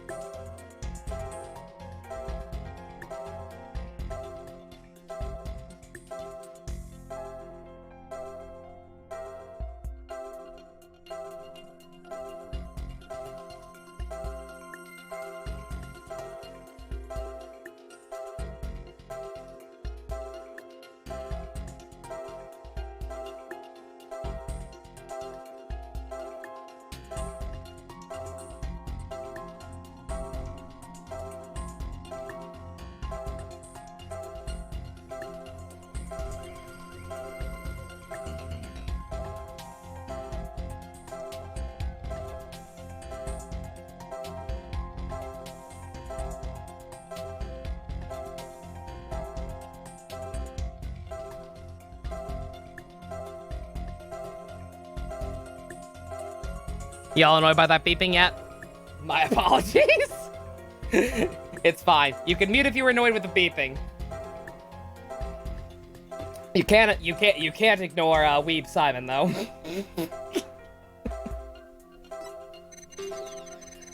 Okay. Alright, Alright, why were you, yeah. Weirdly enough, people complain about being hoppy. Hoppy? Hoppy, joy. No. Why were you happy that your plan was thwarted?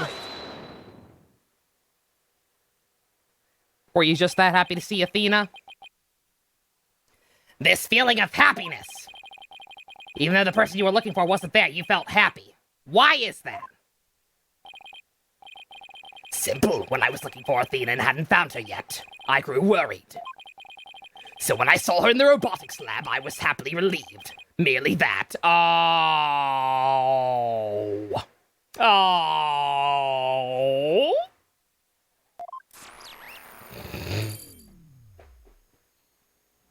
He's so fucking transparent. I appreciate the fact that he didn't try to hide it. I expected a whole rigmarole about that. Just now you said that you went to the Space Center to kill Dr. Sykes. But the first thing you did was look for her daughter instead. I had no intention of harming Athena, so I wanted to confirm that she was safe first. It was just a part of my plan, nothing contradictory about that. Yeah? The second I find an inconsistency, he cuts it down. Fucking weeb. Simon knows the principles of analytical psychology. There's less noise now, but I don't see any instabilities we can latch onto. I was afraid of that. Just have to keep chipping away at him bit by bit. 5% at a time if we have to. Could you update his testimony, Athena? You got it, boss.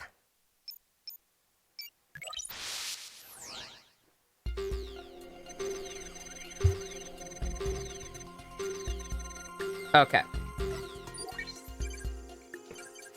Oh! Oh!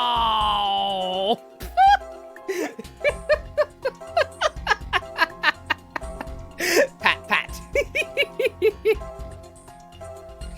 Oh.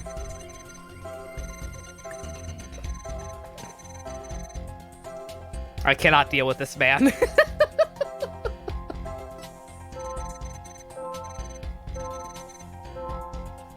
Okay.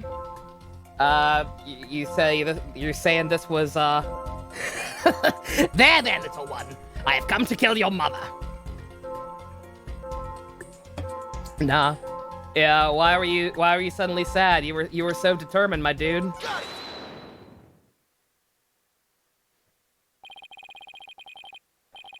Not even you can falsify your emotions, Prosecutor Blackwell. I have no emotions! I am evil! What? When you said you killed Dr. Sykes in your testimony, you felt sadness. Why would someone who laid in wait to kill her be sad at her death?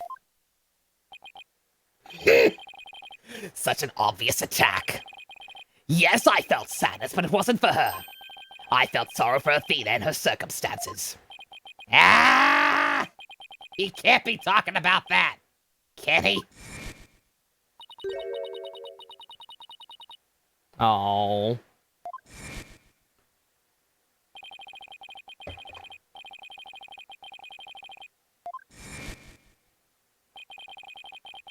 My objective was to save Athena.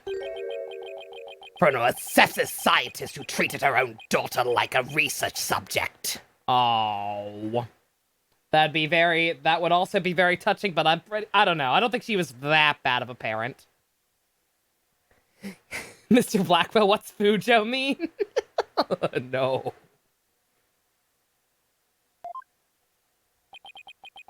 What? I went to the psychology lab first. That's where I would usually find Athena playing. But that day was different. I heard someone crying in the robotics lab next door. Was Athena being subjected to yet another experiment, I thought as I went to see. Conveniently, Athena had cried herself to sleep, so all I had to do was wait and kill. So that's why he was relieved when he saw Athena. But is this story really true? I'm not so sure how much of that I believe. Mr. Wright? How you doing, Athena? Still hanging in there? I'm a lot stronger than I look, boss. Now take a look at this. The noise level is actually increased.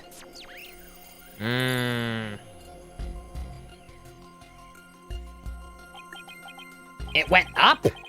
Never seen it do that before. Prosecutor Blackwell is lying somewhere in his testimony. As a matter of fact, he's piling lie on top of lie in an attempt to make his claim sound more believable. He's trying even harder to suppress his true feelings, and that's what's causing the noise. How in the world should I approach this? I can either use an evidence-based approach if I can find a contradiction. Otherwise, I should look for an inconsistency in his emotions. There are no flaws in my testimony, and his boldness is prepared to give his verdict. Give up on this lost cause and let the law free me from these chains already. Objection!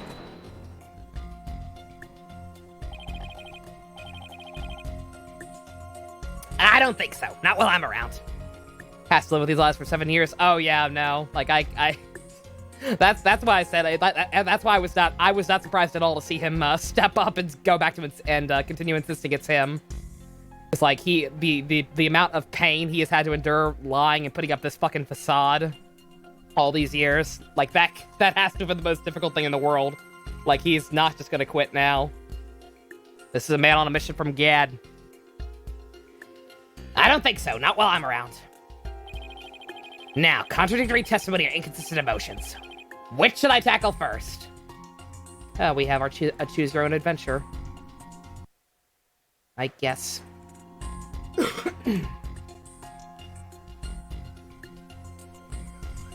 No wonder he comes off so cold. Oh yeah, no, like he has to. It's the only way you would be able to keep sane in a situation like that. Okay, let's present some evidence here. Oh, no, shit. Emotions first, apparently.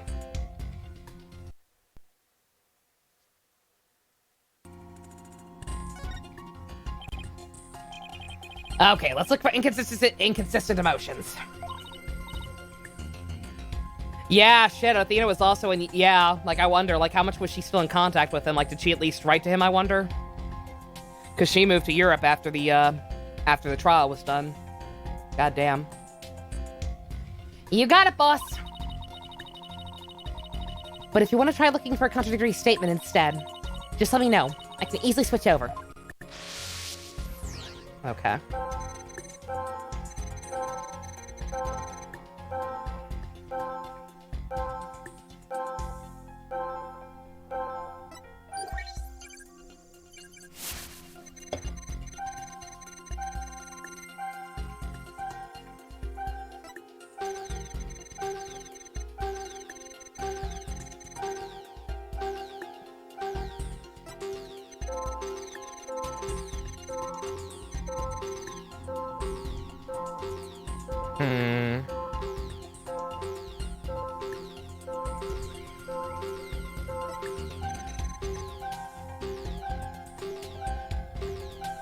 Oh, boy.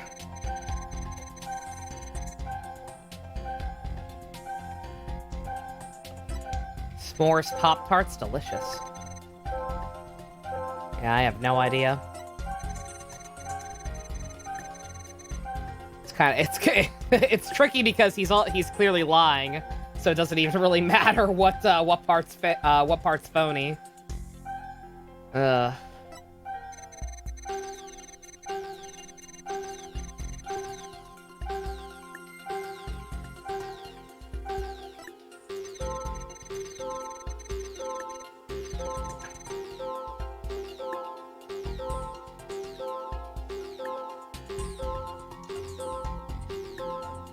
You think you remember what it is? Is it the lack of an emotion, or is it the presence of an emotion? Is there something he's feeling that's off, or is there something he's supposed to be feeling but he's not?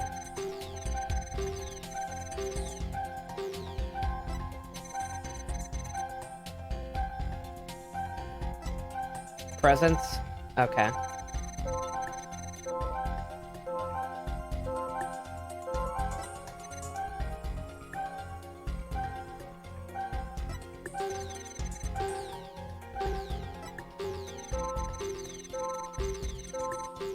You remember if you're wrong, you're sorry. Hey, it's fine. Unless they changed it at the very end here, there's no penalties for these ones. So, hey. His emotions are being clouded by anime? I mean, clearly.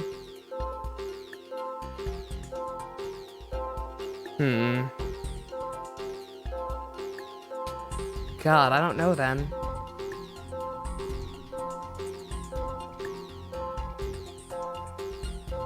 The intensity, you think? The intensity does change.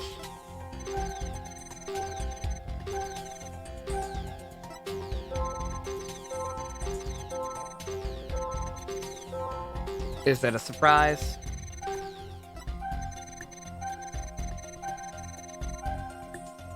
I mean, would he still be surprised here?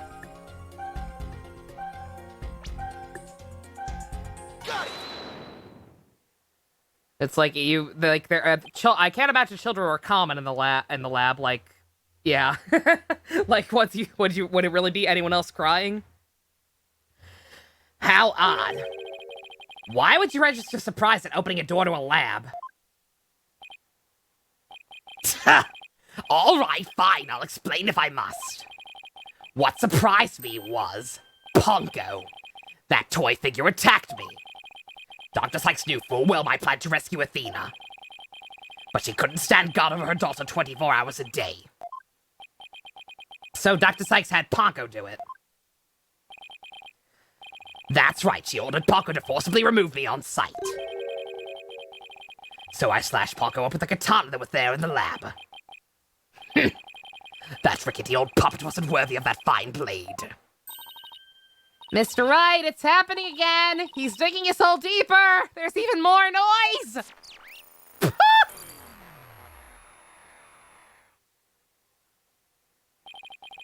It's at 100%! What the fuck was the point? What is going on here? Whenever we find an opening, he covers up with more lies! We'll never get rid of the noise at this rate. Tell me lies, tell me sweet little lies. He can do that? Of course he can do that. He knows. The whole reason she knows all the psychology bullshit is because of her mom. Or she got her started at least, and he trained with her mom. Like, he basically knows all her methods. He can cover the shit up. He knows the way she works. So he knows how to stop her from figuring it out. Pretty hard to keep telling coherent lies like that. I can block you out just like Wolverine.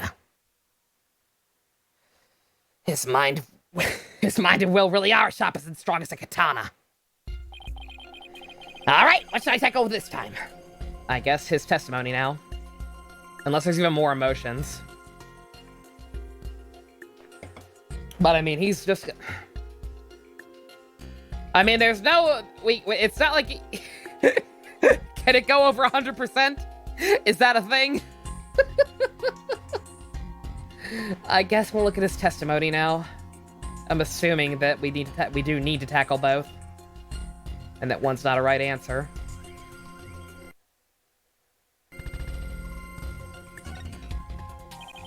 It's over 9,000!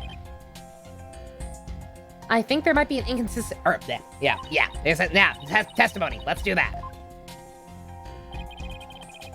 Okay.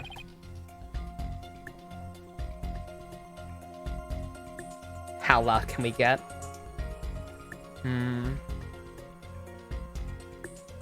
Love is noise, love is pain.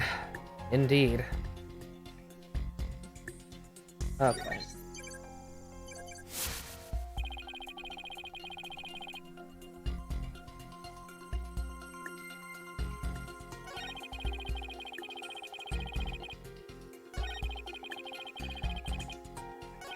Okay.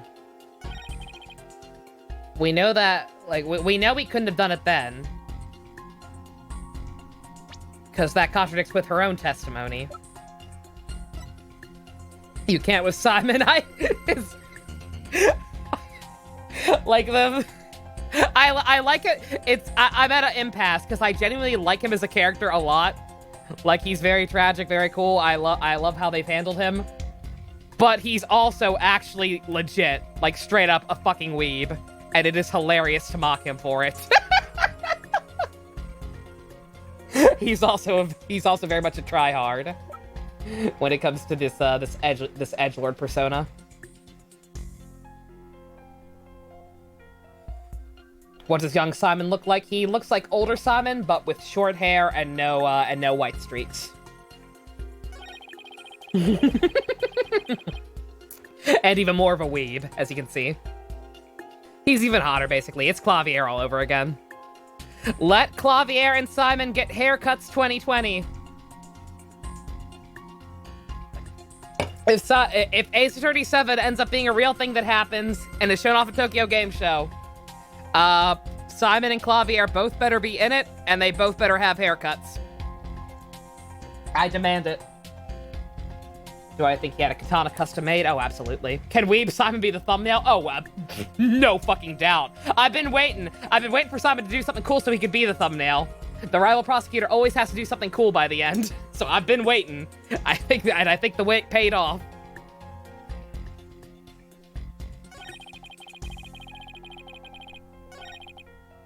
Okay, it's got to be this, but I'm not quite sure how to prove it. I don't mind the long hair on. Like, he's unga bunga either way.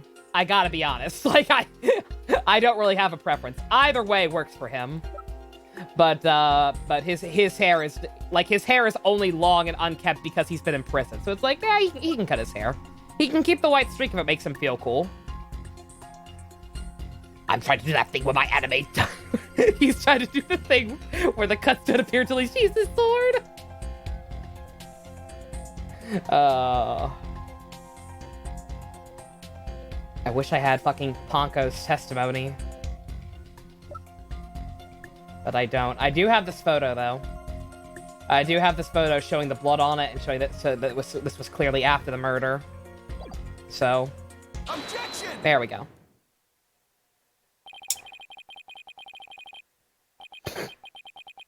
Compounding lies is never the answer, compounding lies with more lies is never the answer, Prosecutor Blackwell. Take a look at this photograph. Every time it makes me laugh.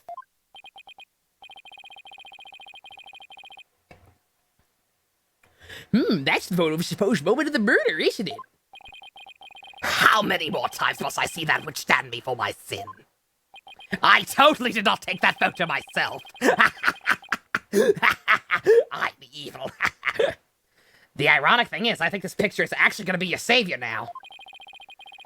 See the bloodstain at the end of Paco's arm where it's severed with the katana? I hope you aren't claiming it's the robot's blood, Mr. Wright. Nope, most likely the blood was transferred there from the bloody katana. The katana already had blood on it? It must have been the victim's blood then. That's right, but if that's the case, we found a glaring inconsistency. If Simon does nothing, I can Photoshop him kickflipping a skateboard. Yeah, just like Greg. You said in your testimony that you cut up Ponko and then you killed Dr. Sykes. But in spite of that, the victim's blood is already on Ponko's arm in this picture. What? But that couldn't be. Exactly, in order for the blood to have transferred from the sword to Ponko's arm. The victim must have been stabbed first before the robot was slashed. Greg, you know, Greg. The American transfer student from Persona 5. He has a SpongeBob skateboard, and to get smoked at, and does sick kickflips. He's the best Persona character. Kiwi, what the fuck? You don't know Greg? Oh my god. Disappoint. In other words, Prosecutor Blackwell. Your entire testimony is nothing but one giant ball of lies.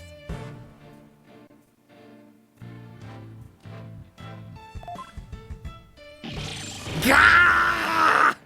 1 second, I'm fixing this.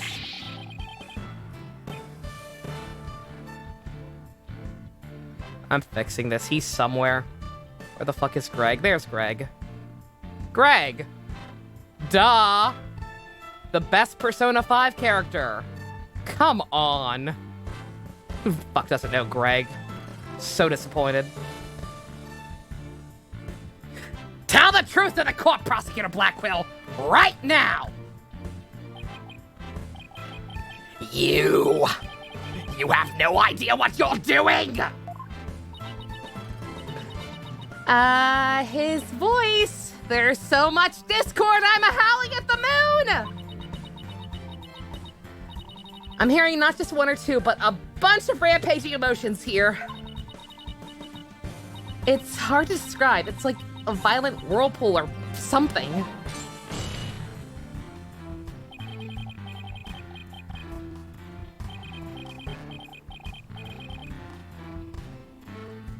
Good God, putting Greg up on the screen made the emulator freak out. Never doing that again.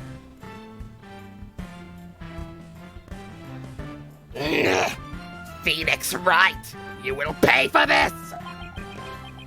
Never have I been forced to reveal so much, but the rest I'll take to my grave! Prosecutor Blackwell, you're on the witness stand. You're obligated to tell the truth. Why is it slowing down so much? Seriously.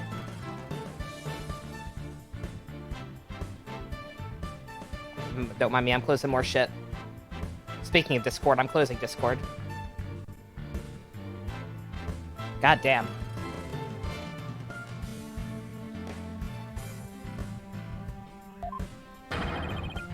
Isn't that the rule of the courtroom? All these complex emotions, they seem to be flowing from one source. I think whatever he really saw that day is what's causing these feelings. Oh my God. Oh, Jesus! Ah! Impressive. You finally did it. You made me use 10% of my power. Well done, Wright Dodo. Well done.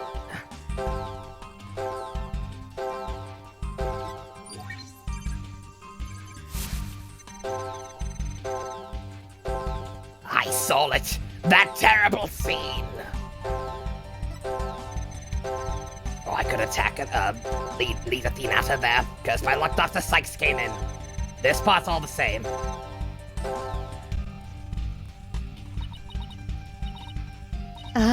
This voice, it hurts to even listen to it. He's been living with this pain inside him all these years? And the root of it all is hidden somewhere in his testimony, isn't it? Yeah, that's right. Please hurry. Please set him free, Mr. Wright. I mean... Oh, we're probing. I was like, how the fuck do we pinpoint this? Everything's going off. Okay, no, we're probing. Okay.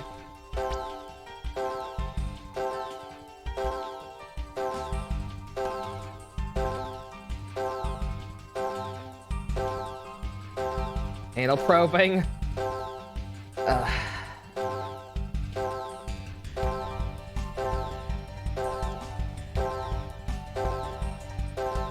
I mean, I'm assuming he walked in and she was already dead. Probably not from her killing her. So I don't know if she'd be... I mean, there's nothing on the floor. So I guess just her.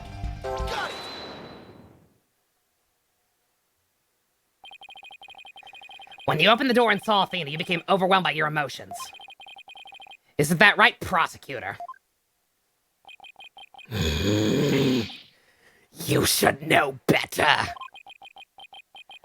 And though it's pathetic, I admit I'm terrified to speak of it. Prosecutor Blackwell, Miss Sykes is innocent. I will always believe that with all my heart. Now, can't you find it within yourself to believe in me, too?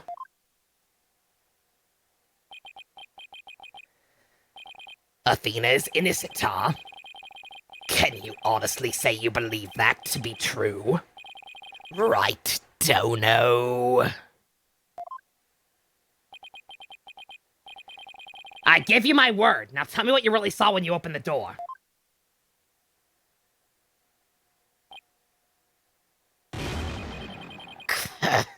Curse you, Phoenix Wright!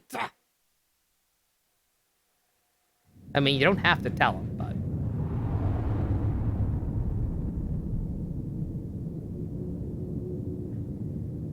It was a tragedy, one I'll never forget. When I arrived at the lab, Dr. Sykes was already dead. She was lying on the operating table, while the bloody katana lay on the floor. And standing between the two, covered in blood, was Athena.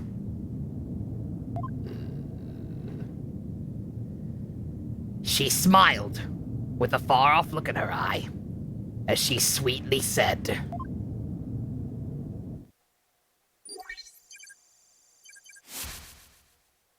Oh.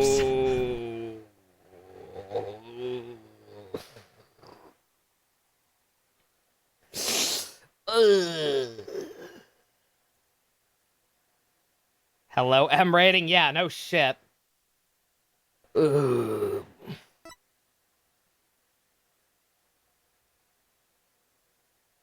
Something's wrong with Mom, so I'm taking her apart to fix her. Ha ha, I was right about that part, fuck y'all! Also, that's horrifying. So she's evil? No! She was a child! We've established this! Ugh. "That's what I saw. And now you have it. The truth you so desperately wanted. Happy now?" She's a fucked up child. I mean, she's not fucked up. No. Give it up. I'm not. No. You don't think I'm not that stupid. I promise you. We've firmly established that she couldn't tell the difference between robots and people. Her mom fucking got hurt. She thought she could put her back together. It's fucked up. But it doesn't. Yeah, exactly, Pumpkin. Yeah, no, she didn't understand the difference. Like, that's been firmly established.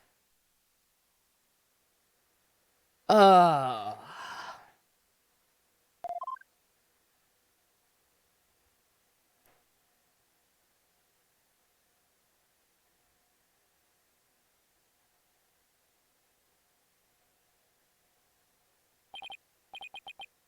No.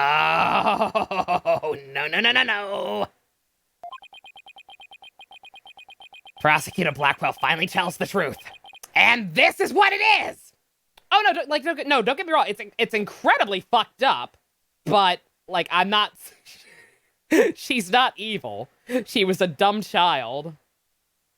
Like, that's more sad than disturbing. Because she genuinely probably thought that it would work.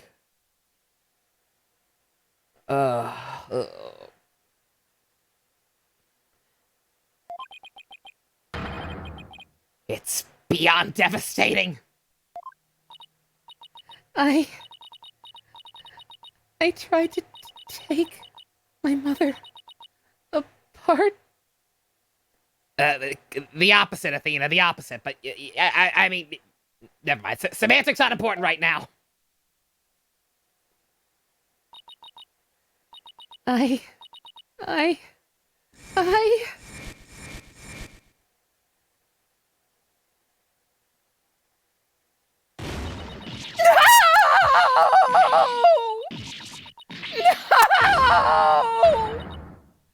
No. Oh.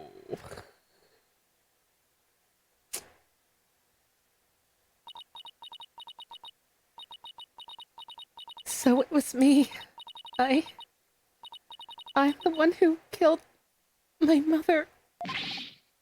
Athena! As I said, Wright. Told you. Not the type of gloating, honey! The truth isn't always pretty. Murder, disassembly on an operating table, and a scientist using her daughter as a guinea pig. Sadly, it appears that my theory was correct after all. Objection! It's true that Athena didn't like her mother's research, but...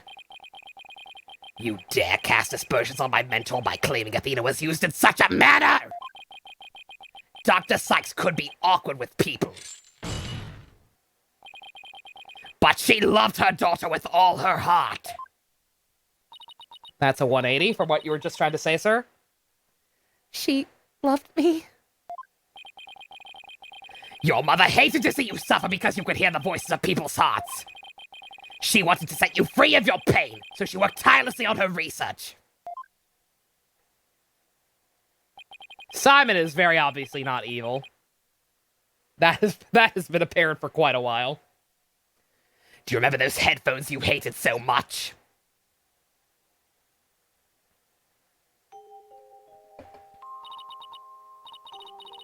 Yes, my head hurt every time I wore them. No, Athena, it's the opposite! You dumb kid! They emitted sound waves to nullify emotional input from the voices of the people around you. Your power is much stronger than it is now. Those headphones were what enabled you to carry on with everyday life. Oof. No, that can't be true. Then why would I have done something like that to somebody who loved me so much? Her love for you was real. That I can guarantee. That is why I knew. That what happened had to have been some kind of mistake. I couldn't let you be punished for it. So you took the blame yourself. You and your mentor are more alike than you know.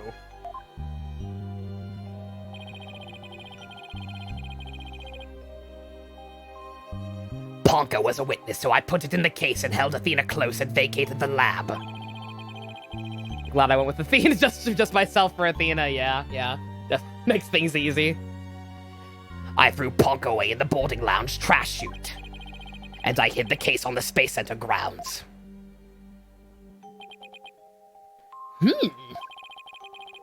It would seem we now have all the facts of this case. Hold it! No, not yet. No bueno. Not ending like this. Nuh-uh. Objection! Do not disgrace yourself, Mr. Wright. The truth has been revealed. Or are you the type of man to turn your back on things that disagree with you? I'm not, but this... I can't give up now. I have to say something, anything, even if it's a bluff. All right, Phoenix, time to break out your Charleston.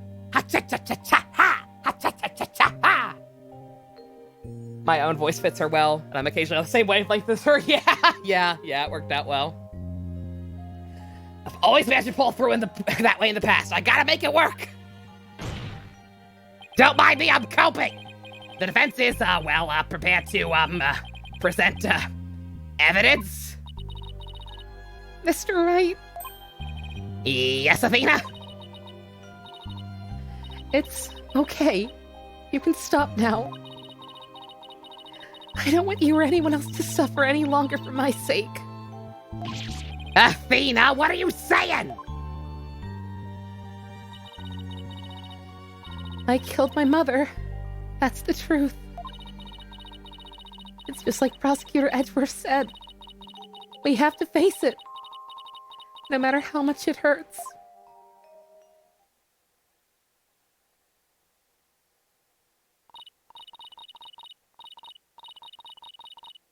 I admit my guilt.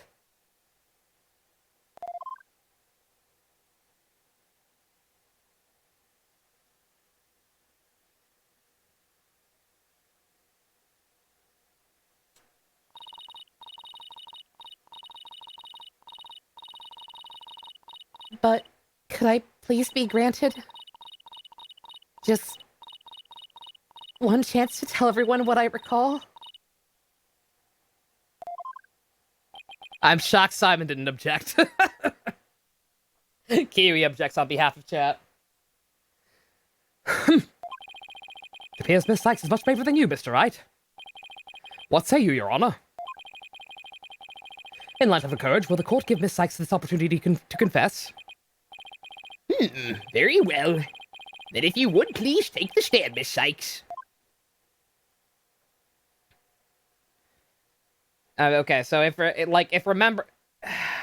being told that has triggered her, triggered what happened, like she actually remembers that happening, so there's gotta be some detail in there that can point us to the fact that, oh, it was actually, Super Spy. Johnny English. I'm just gonna start calling. I don't want to call them the Phantom because it's a dumb name, and I don't want to call them just a spy or the spy because that sounds even dumber. So I've decided right here and right now, until we discover who it is, I am henceforth going to refer to as the true killer as Austin Powers. Thank you for letting me do this, Prosecutor Edgeworth. And thank you, Mr. Wright, Prosecutor Blackwell, for letting the truth be known. Think of a lie, you samurai weeb, goddammit! No! It was totally me! I did it! It was all me! I killed her mother so I could take her away and teach her to be my own personal Oscar cosplayer. Because yeah, that's my waifu and shit. I am evil! Now we can finally move forward and everyone's suffering can come to an end. Athena! Call him Jack Ruby. I could also call them Jack Ruby.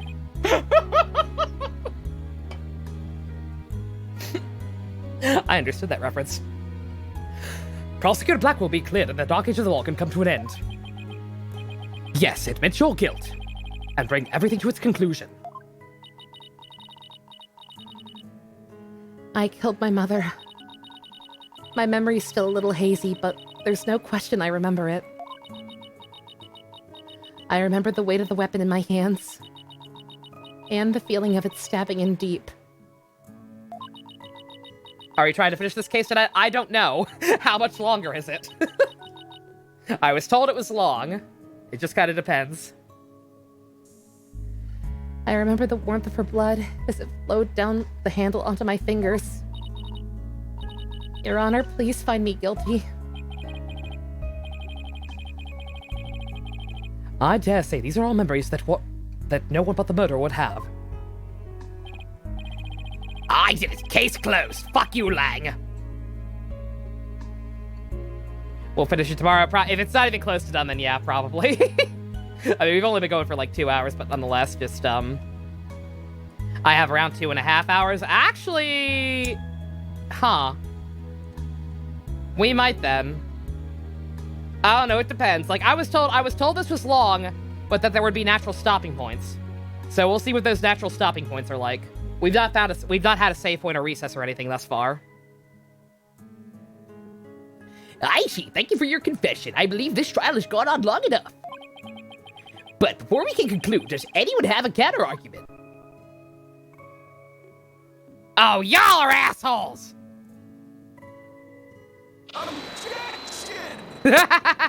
Fine, I'll do it my goddamn self!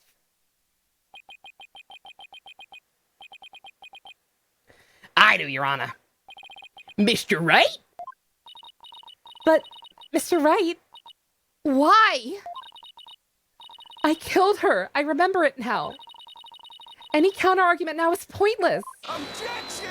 It took you around 5 hours to complete this case. You're new here. You're new here, Shinka. I tend to take quite a while because I'm stupid on the exact points of the how the case unfolded a lot of the time, and I also stop to read chat and go on stupid tangents. So it's probably going to take me significantly longer than that. But like I said, we'll see. I'm not committing one way or the other. I want to see where this natural stopping point is.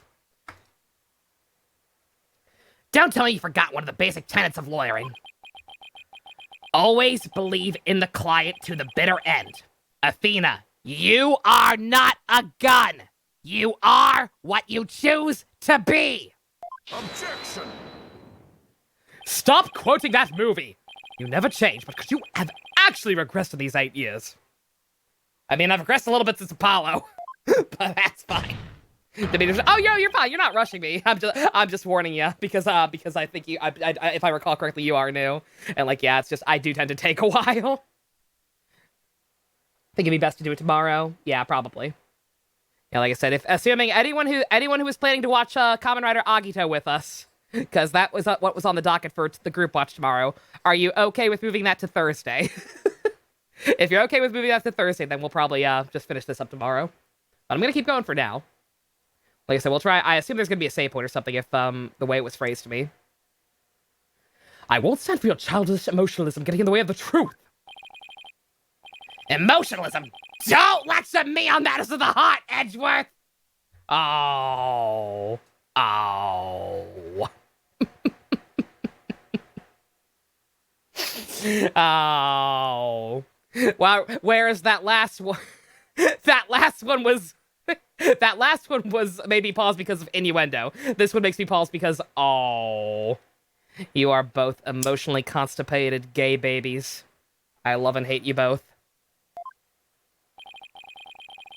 Because I can see straight into a person's soul. I have a superpower too, motherfucker.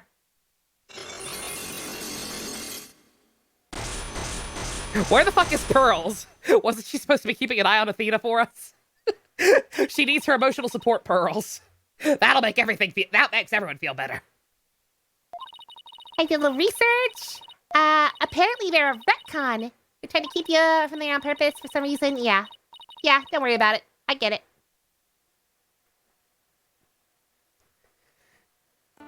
Yeah, so this is the, we are now the opposite from everything that was established in Apollo in the original trilogy.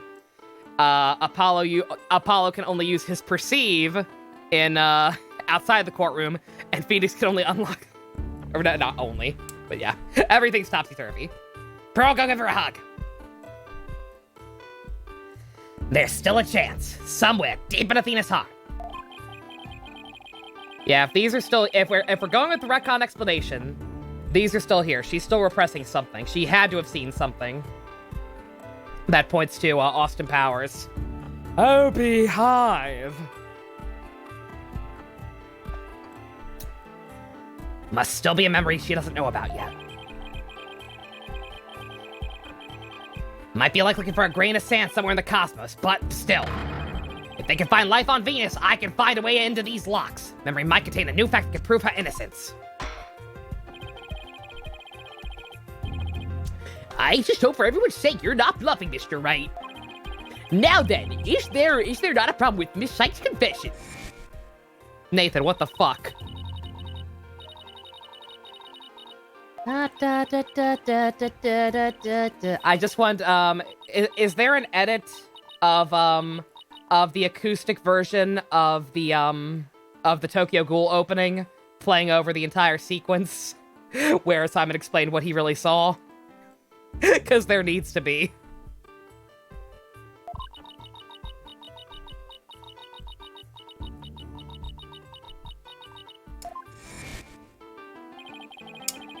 There's definitely something wrong with her memory of the event. I can just tell.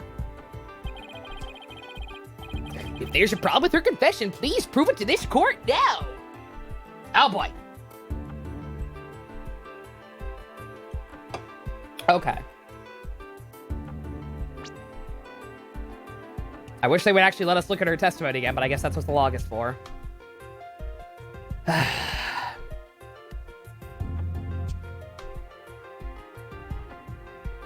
The weight of the weapon. Feeling of stabbing it in deep.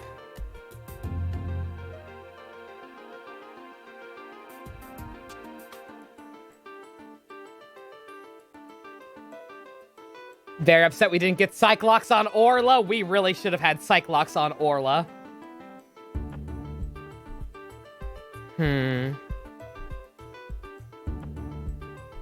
They should just give them actual superpowers like Heat Vision and Ace Attorney 7. Oh, absolutely. Clavier doesn't have a... Clavier would work the Heat Vision. Give Clavier short hair and Heat Vision 2016. Even though it's 2020. Shut up.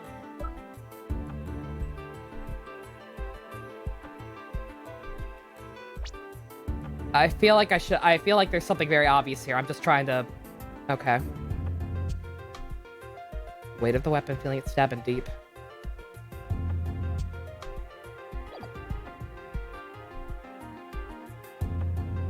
Clavier would have sound powers. That's true.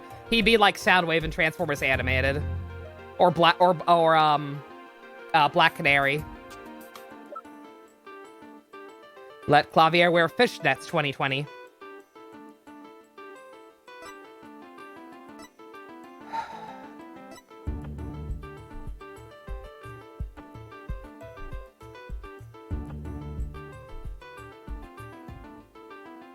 Instantaneous to the heart. I'm feeling like there's something wrong with the weapon. Like, I get the feeling what she's remembering is using the tools for the dismantling / reassembly thing. But the actual murder weapon was this. And so I'm thinking that there is some inconsistency there, but I don't know how to prove it.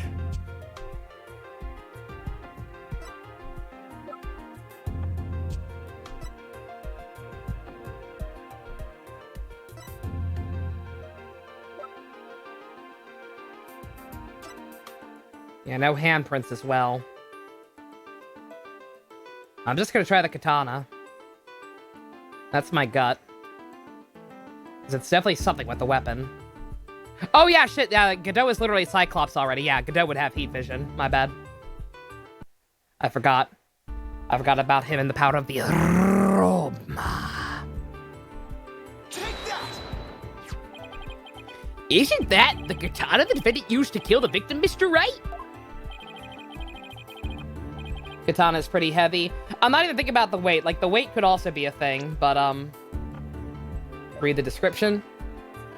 I mean, too late now, but... Katana was only bottom blade. I mean, I didn't read the description. I can even see that, yeah. Like, there's no handprints on it. The way I don't know. I have to assume what she's remembering is, like I said, the tools after she put her on their operating table. Especially because there was a minor freak out over potentially being spoiled over the fact that apparently her chest was ripped open despite being stabbed. So I'm guessing like she had a single stab wound that killed her, and then she got torn open more later when Athena tried to reassemble her. And I'm guessing that's what she's remembering with all the blood. I respectfully and vehemently disagree, Your Honor. But I remember it. I remember holding the weapon and getting blood on my fingers. That's exactly my point. If blood really did get on your fingers while you were holding it, there should be blood on the handle. Please focus on the handle of this sword. There's not a trace of blood on it. And therefore, this is clearly a contradiction of the facts. Oh, shit. You're right. You're right. Oh my! Gumshoe's power is having a gun, yes. Objection! Problem is there's no blood on the handle. No, I figured that out. There's several things wrong with it. Blood on the handle is just one. The defendant must have simply confused a portion of her memories. She mentioned it was hasty to begin with, and we can't mull over every minor detail. Objection! Don't you lie to me! You love minor details! Couldn't they argue Simon wiped the blood off? They probably could. I was gonna say, yeah, Trucy already has power. She's magic. She's Scarlet Witch. But she also said there's no question I remember it, a fact we can't ignore. In that case, why don't you explain what this contradiction with her memories means? Gumshoe's power is missile. That too. Gumshoe's power is being happily married to Maggie and actually having a steady paycheck. Let me have this. Gladly! Just give me a second to think of something. I want to say Athena didn't stab anyone. But she said herself that she remembers the feeling of committing the act. Does that mean Apollo is half magic? Yes. Think, Phoenix, think! Yeah, Trucy had two magic parents. We don't know who Apollo's father was. Apollo only as far as we know, Apollo only had one magic parent. Okay. She used a different weapon. Miss Sykes said blood flowed down the handle, but the katana's handle is spotless. So, doesn't it follow that the defendant must have used a weapon other than the katana? What are you up to this time?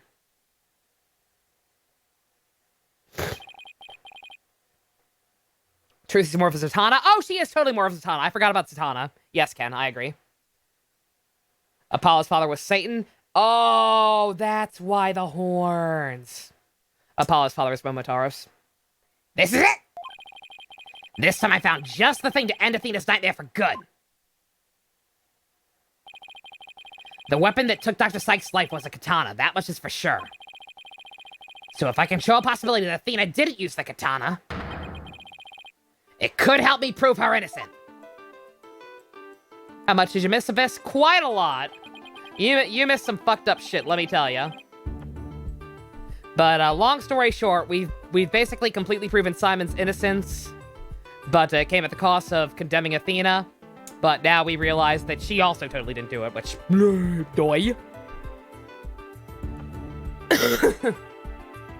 A different weapon, you say? What exactly would that be? Oh, right. I have to actually tell him. Wow! That was a good plan for like 5 seconds. I can see you're floundering, Mr. Wright. Did you speak without thinking again, as always? How does he do that? I can't back down. Not here, not now, no way! That's right, I did, because it's so obvious, it doesn't require any thought. Really, a child could do it. We're talking Dora the Explorer level here. Uh-huh. What did you say? Okay, so maybe that was an exaggeration, but there has to be something. Was there some other bladed weapon in the robotics lab that day? Maybe there's something in one of the crime scene photos. Wait a minute, there is! There's a high probability that that was in the lab. I don't have that particular weapon here as evidence right now, but I do have a piece of evidence just like it. Other than the katana, this is another blade that may have been at the crime scene.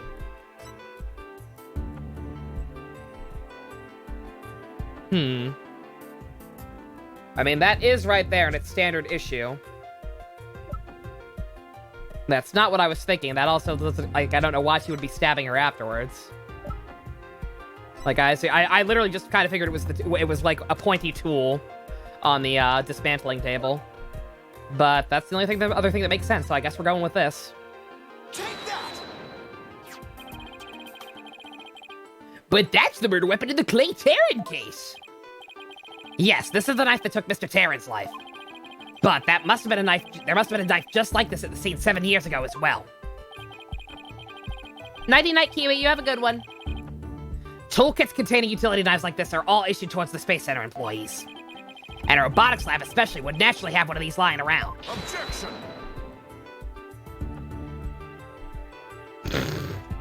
I can't deal with a 3D finger wag, it's too good. But besides the katana, no other bladed weapon was found at the site. It was in the investigation report, if you didn't know. Objection! Of course I knew that, when you told me just now.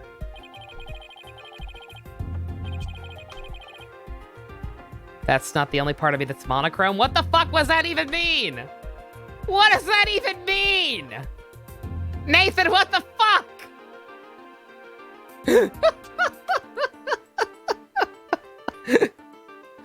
I don't get it. Dick joke? What? Are dicks known for being black and white? What?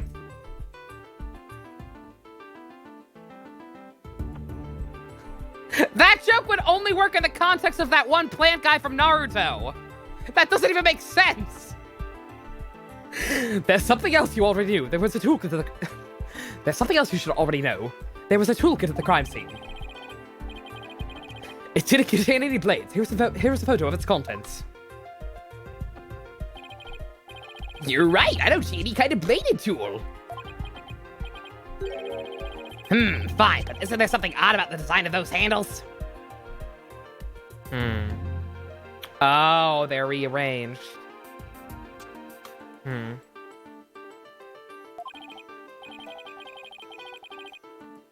Therefore, there was no other bladed weapon in the room. Objection! I disagree. This toolkit contained a knife. And what proof do you have of that? Don't tell me your eye for art is failing you too, Mr. Edgeworth. I didn't go to art school. You did, you fucking ponce. He has monochrome hair. He has a white spot because he has Marie Antoinette syndrome. He's not fucking Haru from Fruits Basket. Nathan, no! I maintain that one doesn't work. You are the last person in the world who should be criticizing my aesthetic sense. Now, he's simply watching out for your ocular health. Please proceed, Mr. Wright. Notice that the handles of each of these tools have some sort of design on them. Yeah, I see they do, but what significance does that have? It's clear that one of the tools is missing from this kit. If we rearrange the tools into a specific pattern, we might be able to tell which part of the overall design is missing. Is that the theory your pitiful sense of aesthetics helped you come up with? Is this how I beat Ethan denying the validity of jokes? Apparently, yes. Edgeworth, just let it go, man! Show the report then, if you would. What pattern or design would we see here if we were rearranging the tools? Is that evidence? What can I do to prove that?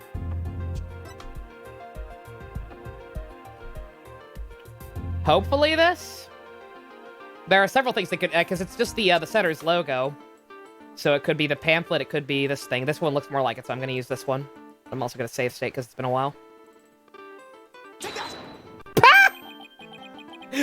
What is this design supposed to represent?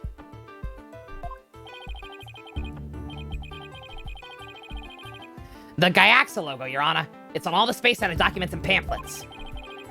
As you're aware, Gaiaxa is a program that operates the Space Cosmos Center. Look how brightly the logo shines. It's got a cool motif and shit. That's a dumb name. Should have gone with Nasada.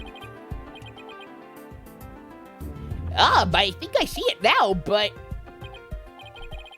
Yeah, with just the tool shown in this photo. The red A part of the logo is missing. Was it... was the fact that a tool was missing not enough proof? Really? And this is where the murder weapon from the Terran case comes into play. Oh, is it literally the same fucking knife? Is that what we're going with? Fucking Austin Powers hung onto this thing for 7 years? Procedurally generated dicks! JC, no! No! No! Motherfucker, we're already in jail, Pumpkaboo. We got sent to jail like an hour in because I lost my goddamn mind at some innuendo dialogue. If we were to place the utility knife in this open slot... Life on the outside ain't what it used to be. It would complete the Gaiaxa logo and it ain't safe on the streets. So it would! Then that means... Not sure what a knife would be doing in a toolbox. A knife is a standard tool. They give fucking box cutter knives to people who work at Walmart. Like, a knife could be... It could just be used for opening boxes and shit. Like, a knife would be in there. So that means... Admit it, Mr. Edgeworth, my aesthetic sense is keener than yours. And while you're at it, admit that the weapon Miss Sykes used could have been this one. I refuse. I'll admit it's the weapon, but you do not have better fashion sense than me. I picked out your outfit. Order in the court. Gacked about this. I was gonna say, I wish I knew the Decade theme song. I do not. No, da, da, da, da. Gacked noise, who is? Miss Sykes confessed to having a memory of stabbing the victim. Admittedly, Miss Sykes mostly did stab someone, using the utility knife. However, the weapon used to kill Dr. Sykes was the katana.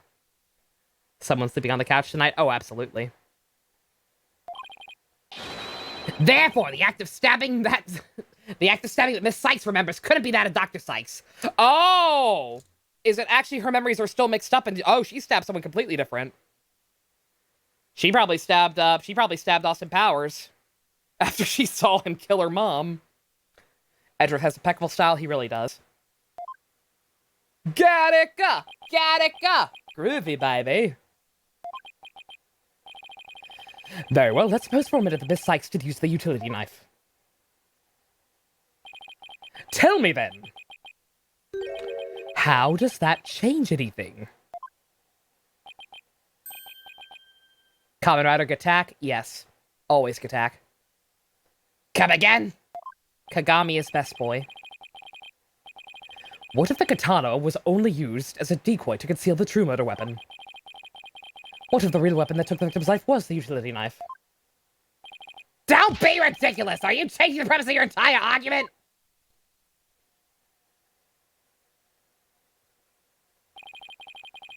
I'm merely offering a hypothetical solution to your logic. Miss Sykes could have put the blood on the katana to make it look like the murder weapon. And then concealed the knife on her personage until Blackwell carried her away. That does clear up the contradiction between Miss Sykes' memories and the evidence.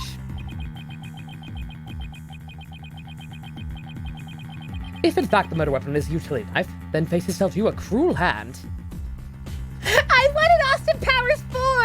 I wanted For Your Thighs Only! But Mini-Me's gone! You waited too long to make it! It's impossible now! And it's all your fault! Thank you for that one, JC.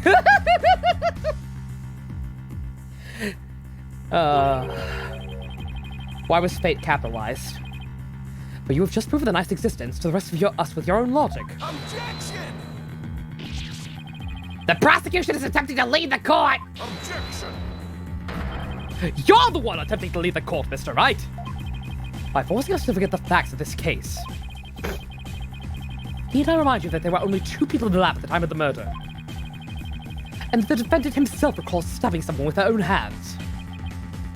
No. And I want more actors than just Michael Myers. It was funny 3 times in a row, but it's not enough anymore!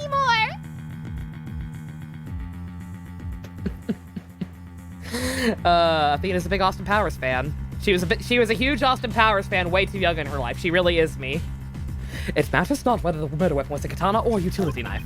As long as we know that the victim and the defendant were the only ones there, you cannot escape the fact that it was Athena Sykes who killed her own mother. I don't believe it! Why? Why does this keep happening? Every time I find a contradiction, it vanishes and the suspicion keeps coming back! It's almost as if... You're finally starting to get it. Your contradictions keep vanishing because the charge is true. And the suspicion keeps coming back to the defendant because that's where it belongs. Phoenix Wright, when will you open your eyes and accept the truth? Nah.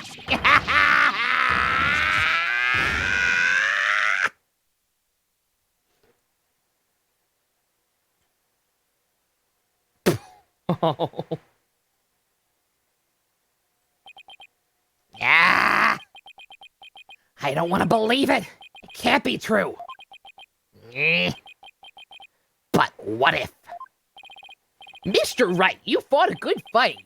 I think you've done all you can.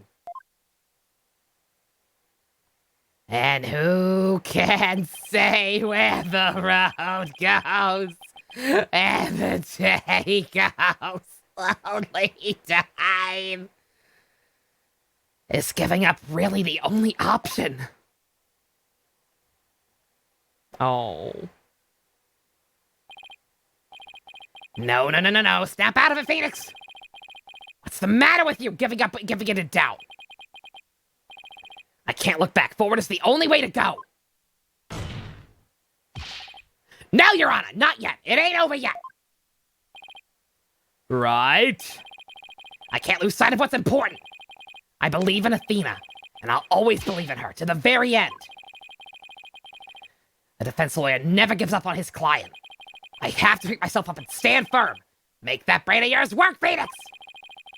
If I don't see a way, I'll just have to go back and look for one. Time to rethink this case. Thoroughly!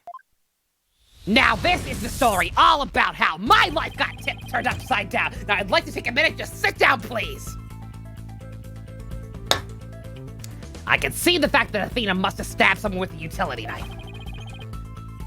This must have been what Ponka witnessed as Oris hug. But Prosecutor Blackwell didn't see the knife at the scene. This means that someone must have removed it from the lab before he arrived. Who could have taken the utility knife from the lab? Fucking anyone, right? Uh-oh.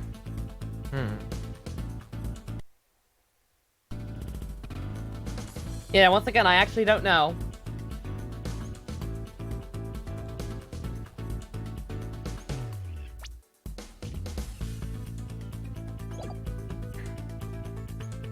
Boris hug. No penalty. Oh, that's right. Yeah. Yeah. If we're actually flip flopping, we're arguing that I guess that she stabbed someone before her mom died. In which case, I guess Athena. Oh, never mind. Nope. Okay. Then yeah, someone else. I was trying to think this would end up coming back like, oh, no one else could get in there because the lab had, you know, specific authorization for things. But no, okay, we are going wrong. I didn't think we'd get, that's what I thought, but I didn't think we'd get to it that quickly. Other person has killed Clay? Yeah. No, like, it has to be Austin Powers. We don't know who Austin Powers is. I narrowed it down. I narrowed it down at the end of the stream last time. And I know who I'm leaning towards, but we're gonna roll with it. I don't want mine to be correct. Because that will make the meme real. I don't want the meme to be real. Alright, I trusted Athena. I have to conclude that there was a third person at the scene. But according to Ponko's testimony, Athena and her mother were the only two there. So then, how did this person manage to escape Ponko's detection? I know, this person must have fooled Ponko's facial recognition feature by covering... Okay.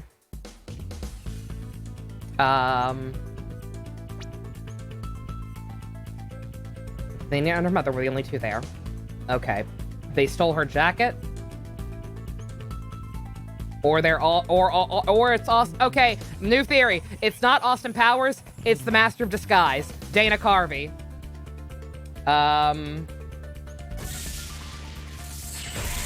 Yeah.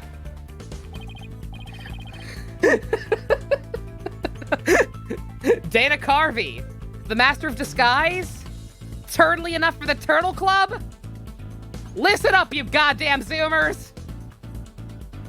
But wait a minute, Ponko has a heartbeat detection system too. He was one half of Wayne's World. He was Garth. Come on. Where do you get these guys? But Ponko has a heartbeat detection system too. Toodle. Even if they covered their own face, Ponko would have still detected their presence. But she wouldn't have been able to tell who they were. Wait, that's it! The true culprit could have covered their face and posed as which person to avoid detection.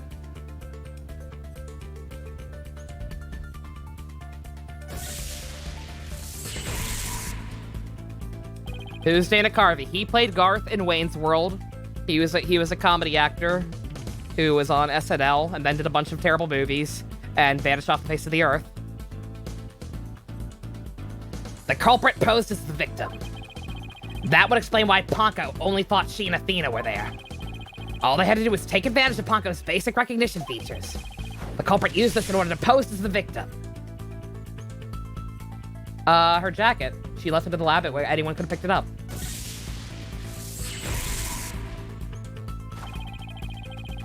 Let's find out who Austin Powers really is. It's Dana Carvey!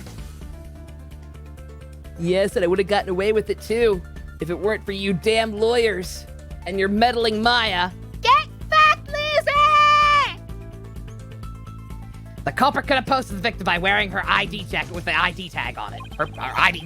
Her jacket with the ID tag on it. That still leaves the heartbeat detection system. How did the culprit get around that?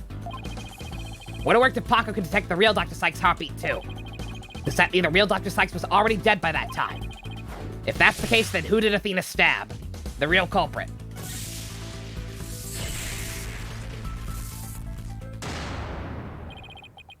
That's it! The person Athena stabbed wasn't Dr. Sykes. It was the person who murdered her and then pretended to be her. The real culprit.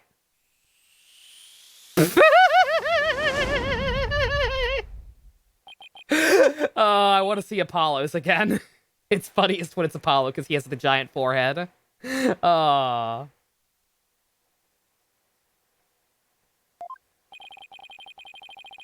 Now that Miss Wright has finally finished thinking, let us bring this to a swift end. Please, give us your verdict, Your Honor, so that we can move on to the hostage negotiations.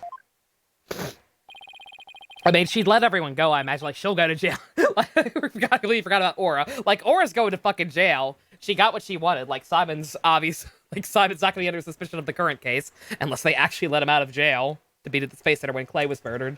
But, like, Simon's already off the hook. Like, that part's done. You're absolutely right, Prosecutor Edgeworth. I hereby... I didn't say I was finished. I was only pausing for a second. I was playing a fun minigame because I realized something so shocking, I had to take a break to digest it. But now I know for a fact, Miss Sykes is innocent. So we're really arguing that whoever, we're really arguing that Dana Carvey kept the, was stabbed by Athena, and then kept the knife this whole time and used that to murder Clay 7 years later. That's a little weird. But Ponko saw me. She witnessed the moment of the crime. Yes, Ponko did witness something. She saw the hug. In other words, she saw the moment you used the utility knife. Don't think they're saying it's the same exact knife. No, but I imagine that's where it's going. Because they never did find that knife. It sounds funny when I say Dana Carvey. I decided Dana Carvey was easier to say than the Master of Disguise. Austin Carvey. The person you stabbed wasn't your mother. What are you saying, Mr. Wright? The answer is simple. The person Miss Sykes stabbed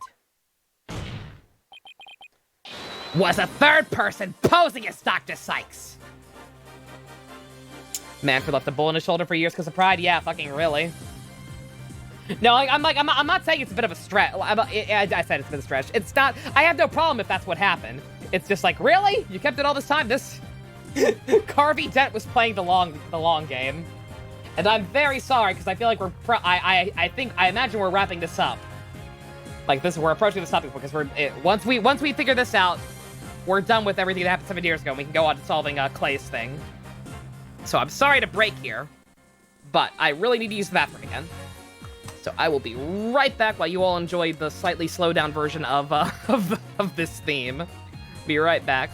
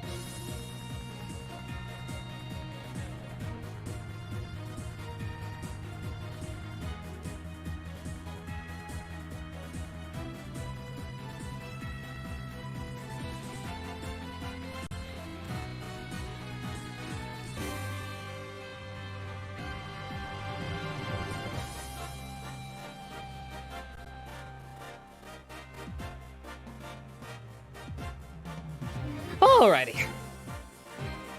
The culprit was not the Absorbaloff. We're not calling it the Absorbaloff.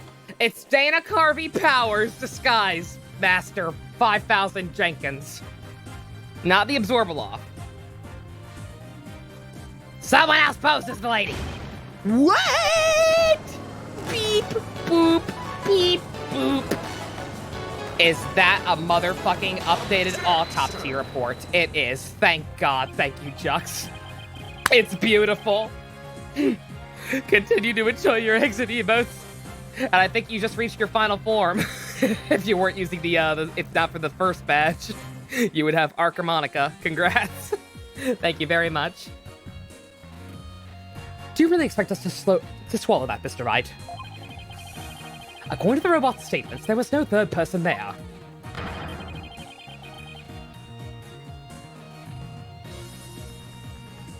Did you really think I wouldn't see through your ludicrous crap for time? Objection!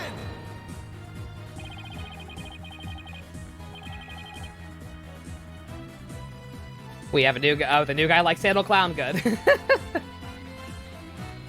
You did? I think so. I thought it said for 12 months, which would mean you have Archharmonica. Not sure.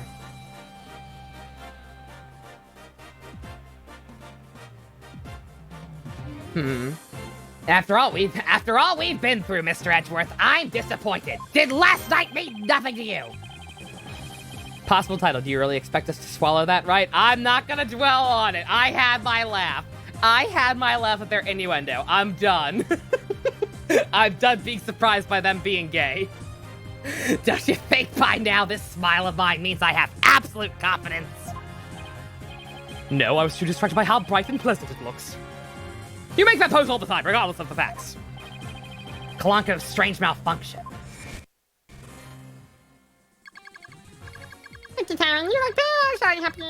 Yeah. Yeah, if they have a jacket on, they mistake. You watched an hour review of Yeek and it was interesting. Did you, Spice? Oh my god, yeah. Yeah, that game certainly has an interesting history. Like, again, that game could have been good if it were a completely different game. I maintain that. It had minor bits of good ore buried deep, deep under everything.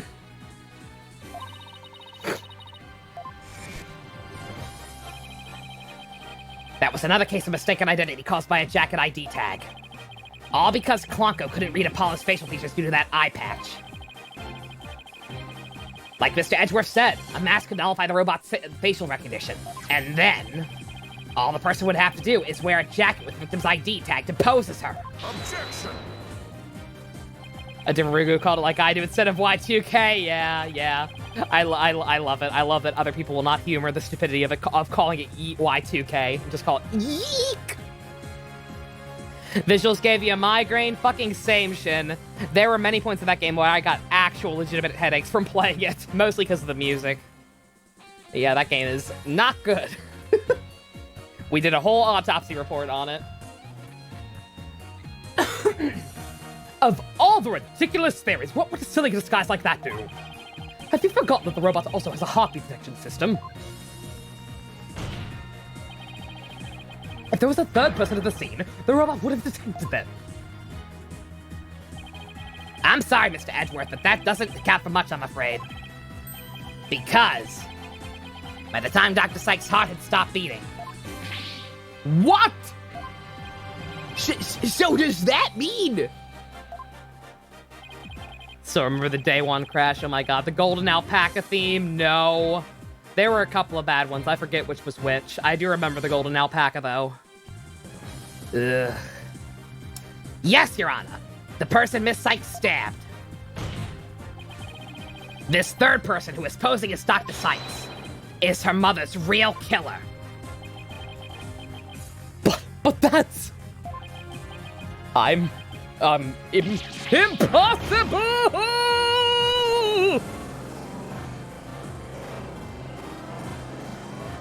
Robots, out of control.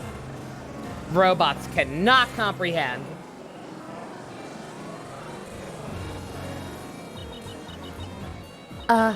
Mask? The person I stabbed was wearing a mask? Order in the court, for the love of God. Miss Sykes, you say something? A mask. Yes. I remember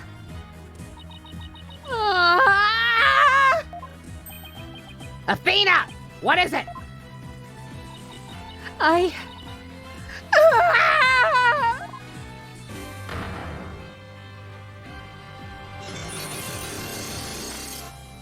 Bang, bang, burning hard. The break in the chains. Kamen Rider Kiva. Do it, girl. Do it. I remember a man with a mask. How could he... What did he do to my mother?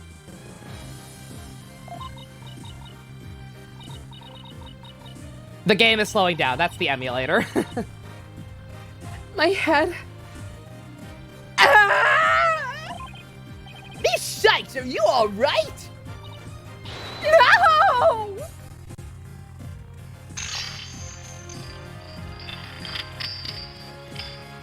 Wake up! The Black Cyclops. They're breaking!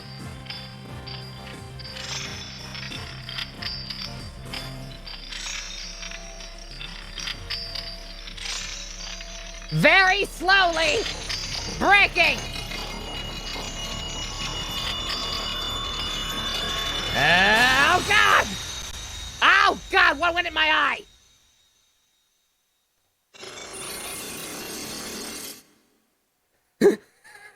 Emulator could not handle that. It's all coming back to me. Everything that happened the day my mother was murdered. And we didn't emotionally scar her for life. Yay! So we could have broken Kristoff's, yes. I mean, then again, like I said, his worked completely differently, clearly. Wake up. Ken gets it. They're gone. The Black Cyclops are finally gone. America! You didn't really stab your mother, did you? It's all right, Athena. Just tell us what you really saw that day. I was drawing a picture. When I was done, I went to show it to my mom. I opened the door, and then... Ugh.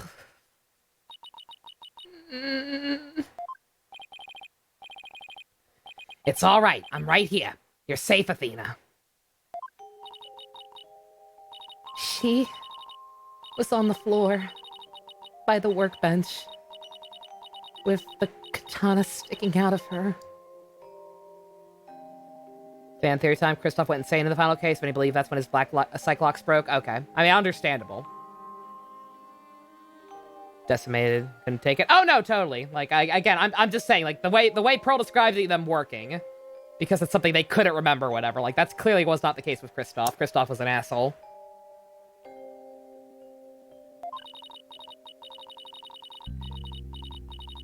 There was a handkerchief over her face, but I knew it was her by her clothes. And there was a man there. A man? Quiet, Your Honor. Go on, Athena. Do not interrupt the doctor room. He tried to attack me. In a panic, I grabbed the knife that was there, and...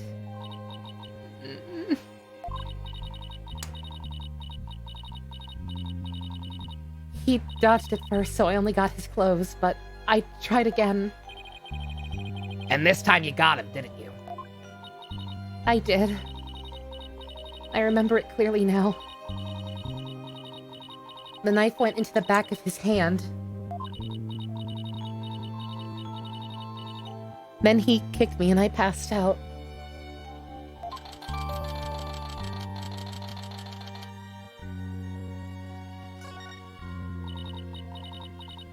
When I came to, my mom wasn't moving. I had to do something. I had to fix her, I thought. So I asked Ponko to move her to the operating table. God. Oh.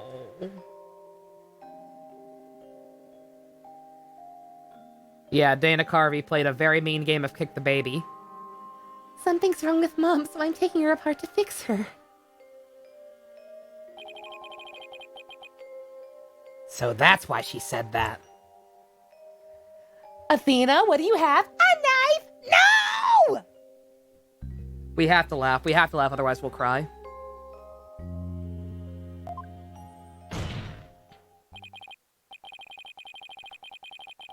Your Honor, as you can see, the defendant just given crucial testimony. A man was there before Miss Sykes arrived. A man who covered the victim's face. And put the victim's jacket on. This man is the real culprit. Miss Sykes, do you have any idea who this man was? No, I'm afraid I don't. Do I think Athena had the black locks due to the trauma of no one believing her and Simon going to jail? Oh, absolutely. No, clearly, like, based on, if we're like I said, Kristoff, I'm not even worried about Kristoff. Like, real talk. I don't know, like, that, it's weird that we have that explanation for what they are now, but, like, Kristoff's a piece of shit. Like, there ain't nothing that deep going on there, as far as I'm concerned. But just in the context of this game, that's what the black cyclops are, then yeah, like, it's just pure trauma, locking everything up. Austin Carvey killed Metis because she said the answer was a good epilogue. Understandable. A few moments ago, Miss Sykes mentioned a mask. Athena, can you tell us anything else about that? Yes, the mask. It was my mom's Japanese theater mask. I think it was the one hanging on the wall of the lab. Oh, this mask hanging here on the wall. It was kind of spooky, that mask. My mom used to tell me that a no mask even has the power to turn an ordinary human being into a phantom. Dun dun dun dun dun dun dun dun dun dun dun dun. In sleep he sang to me. No. I'm sorry, he's Austin Powers. Or Dana Carvey. A phantom? It would seem that a new suspect has emerged. That means all suspicion against Miss Sykes has...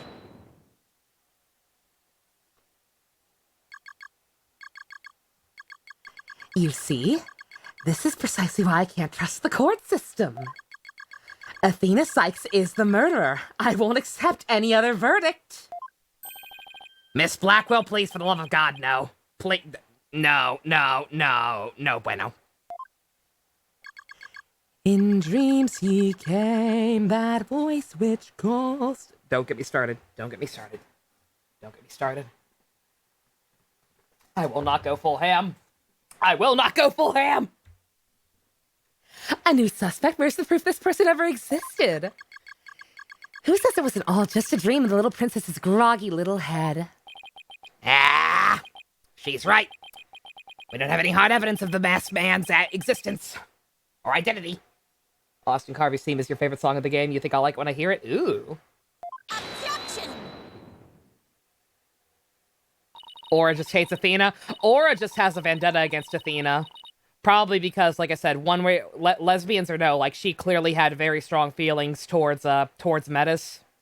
And, if Metis actually was a good mom, and the reason she was constantly researching was to try and, alleviate Athena's powers so she could live a semi-normal life, then I imagine her attention was taken away from Aura, which, like, she wanted attention one way or the other. So yeah, she definitely just resents her. Thank you, Mr. Wright. I'll never be able to repay you for what you've done. But I'm fine now. Because I can say with certainty that I didn't kill my mother. Athena, I'm so glad for you. More and more memories are coming back now. So I'd like to say one thing if I could. Plonko came to the robotics lab at 2 p.m. to recharge. Ponko, not Plonko. I combine the two. Don't worry about it. Memories blur together and shit.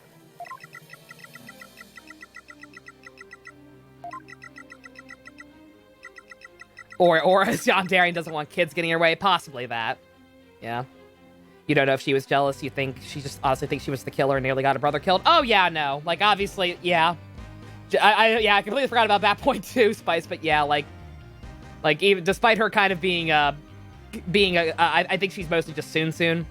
But yeah, just the fact that Athena probably had a monopoly on Metis' attention, and the fact that her little brother literally, essentially fell on his sword to protect her. Like, she has every reason to resent her. I'm not criticizing her. I'm criticizing her for taking as far as taking hostages, who had nothing to do with the situation, but... And I don't begrudge her for getting to this point, necessarily. There's 2 more parts to this case? Oh yeah, we ain't finishing this tonight. I see where you're going with this. If Mommy Menace was really the killer in disguise. Right, then he must have come to the robotics lab before 2 p.m. Do I have anything here in evidence that can help me find this person who came to the lab before 2 p.m.? Do I? She is also blinded by grief. You know, she has a number of reasons to have a dislike for Athena. I do not begrudge her for being human and feeling these emotions. I can content the point she's escalated it to and the degree she's taken it out on other people, like I said.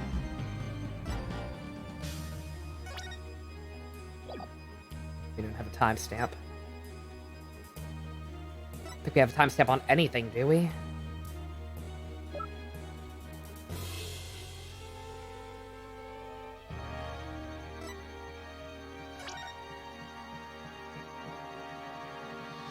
Before 2.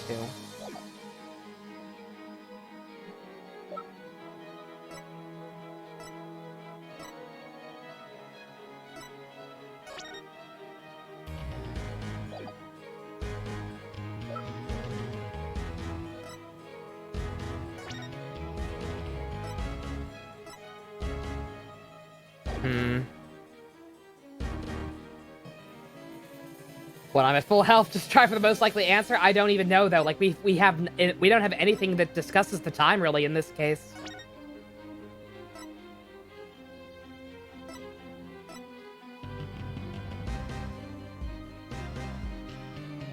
From this point on, you think people have just lost their respect for this game for a stupid reason? Is something stupid coming up? Ruh-roh. Don't tell me that. Try anyway. Clearly there's something. I got that, but I've got a decent amount of evidence. And I don't feel like playing trial and error. So I'm trying to actually think. Three more hours at most, okay. Still, nonetheless, I think I can imagine that once we figure this out, we'll kind of segue into wrapping up. This isn't the last case. Like, this is all gonna be one trial. Like, we're not gonna have a day 2 to figure out Clay's murder. Like, this is going to segue into that one somehow.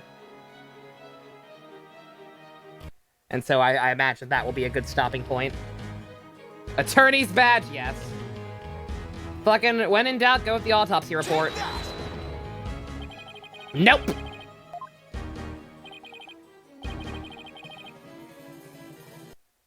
Need some help. I know plenty of people are capable of helping. But I'm trying to think, because I'm just like, they're so... It's such a specific thing that we're trying to find the time. Or not the time necessarily, I guess, actually.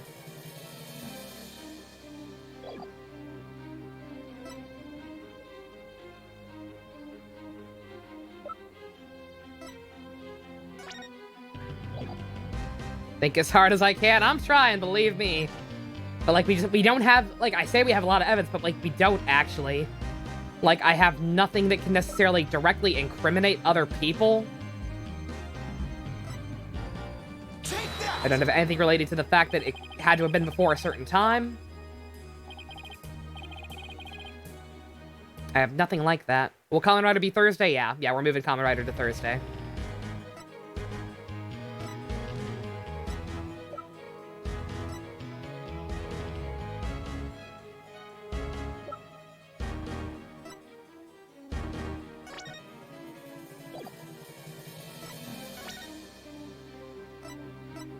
Okay, is it something about the visiting hours?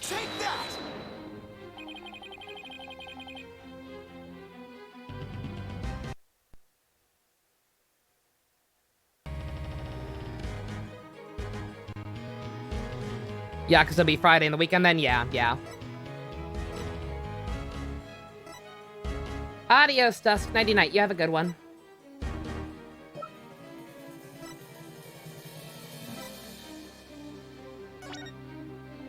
Taken by the first person to discover the body. Who was that? Was that actually much earlier than we were thinking? Take that! No. That one was kind of under the assumption that it's who I think it is.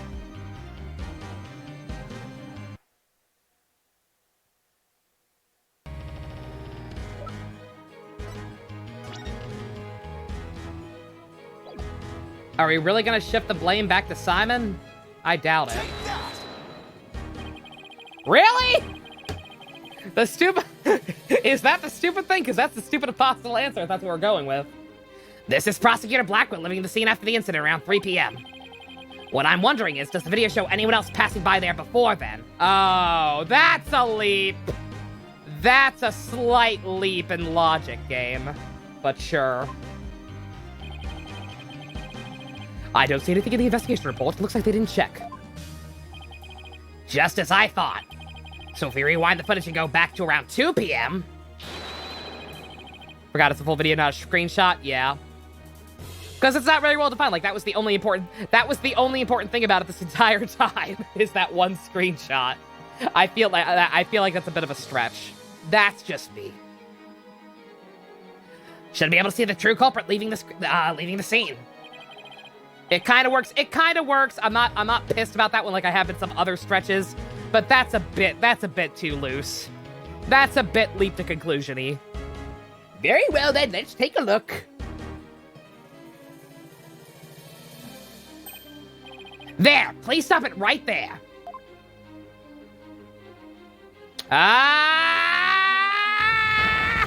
Oh, Beehive!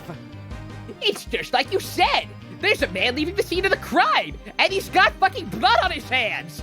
Why did we not notice this for 7 years? Oh my god, we're stupid. Miss Sykes, do you remember this person? That's him. I'm sure of it. He's wearing my mother's jacket.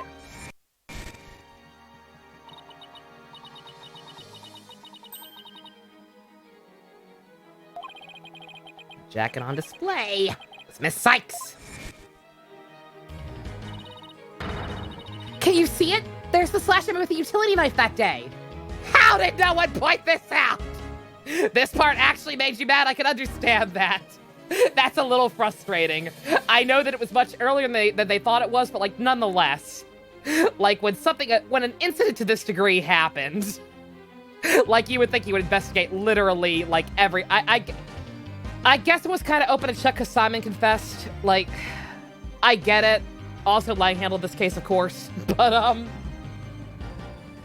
God, it's super frustrating, but I do kind of get it. Like, you really should check everything. Like, if you have video footage that goes all day, you should look into everything. But I have to imagine this was just an open and shut case. Because fucking Simon was so insistent on taking the blame for it. Like, he confessed. So they wouldn't have felt the need to look into it. But good God, that's mildly infuriating. These people were tricked by a cardboard badge. I can't be mad. I can't be mad with the laws of the universe that makes sense. But just, I'm sure that knife is under his jacket somewhere. So then, everything Miss Sykes said... Yeah, like in any real-world scenario, this absolutely should have been checked. But like, what Holly said, yeah. Like, Simon was so insistent from the get-go that he did it that they just didn't investigate any further. Especially if what I'm thinking is going to happen. If my theory on if my Dana Carvey suspect is correct, my lead suspect, it could be a couple people, but I have one person in the lead. And if that was correct, there could be some corruption going pretty high up that would have prevented this from being investigated properly. God damn it. It proves Miss Sykes' memory was correct. Dr. Sykes' killer arrived at the robotics lab before 2 p.m. He killed her and hit his face with a handkerchief. Case closed. What do you mean I'm getting my investigation license revoked? Is Junie in the lead? Yeah, sure, we'll go with that.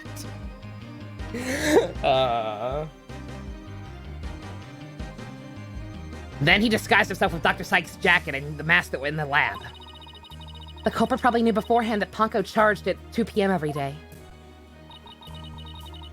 Yeah, people walk around. It's a science lab. People walk around covered in blood all the time. So he waited for Ponko to come to the lab for her regular recharge. By leaving Dr. Sykes' jacket on, the culprit tricked Ponko into thinking he was Dr. Sykes, thereby making it look like she was alive up to that point in time. All that to disguise the real time of death. Objection! Salary cutting noises. It's a nice theory, Mr. Wright, but I'm afraid that's just not possible. Why? Hello, Joe. I'm dying. I'm emotionally compromised. The victim's jacket is clearly visible right there in this photo. And that right there is precisely the problem. The ID tag on the jacket at the crime scene confirms beyond a shadow of doubt that it belonged to the victim. If the person who left the lab truly was wearing the victim's jacket,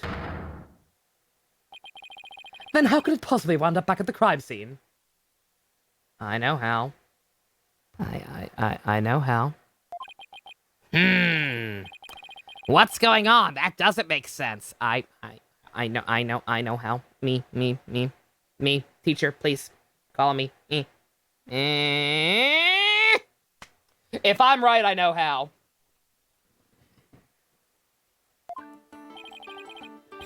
Edgeworth's right. If the culprit was wearing the jacket, how'd it get back to the lab? What should you play first, Joe? Ace Attorney. Highly recommended. I'm in hell. Joe, if you like being emotionally compromised, and I know you do, Ace Attorney, go buy the trilogy on Switch. It's like $10 or some shit. The killer brought it back. The killer used the jacket as a disguise to make his escape. But in order to conceal that fact, he had to get the jacket back to the crime scene. So the culprit simply returned to the robotics lab later and planted it here. Contradiction resolved. Objection! Except that it would have been impossible. The only people who came to the robotics lab after the killer were Prosecutor Blackwell and the people who reported the body. Who reported the body? I want names. I want names. I want names of the fucking detectives who were responsible for that case. And I want them right the fuck now before I go to bed tonight. Please. I just need to know. I need to have time to process the fact that the meme turned out to be real. Yeah, I was gonna say Joe's always here. You don't pay enough attention to the actual game. He's just here to say, "What's up, gamers?" They claimed the jacket was there when they arrived. So, when did you propose this mysterious man of yours had a chance to return the jacket? A puzzling question indeed. When did the culprit have the chance to bring the jacket back? When the body was found. The only time the culprit could have returned the jacket was when the body was found. Mr. Wright, do you realize the implication of that argument? I do. Most people, when they come across a murder, focus their attention on the body. The culprit could have taken advantage of that split second to plant the jacket. Larry Butts? If Larry was a suspect, I would say Larry. I would say Larry for the meme. But Larry's not going to show up last minute in this game and turn out to be the mastermind all along, like I kept thinking, like I've always thought he would. I'm operating under the assumption that it has to be somebody we already know, and if it's somebody we know, somebody in our profiles, I know who it is. In other words, the true culprit of this case, the man known as the Phantom. I will get some sip, thank you, Joe. I will get 2 sips. Larry and Lang are working together to be serial killers, yep. That's why I kept flip-flopping names. Larry is Austin Powers, Lang is Dana Carvey. Case closed. It was one of the first people to discover the body. I never would have thought of that.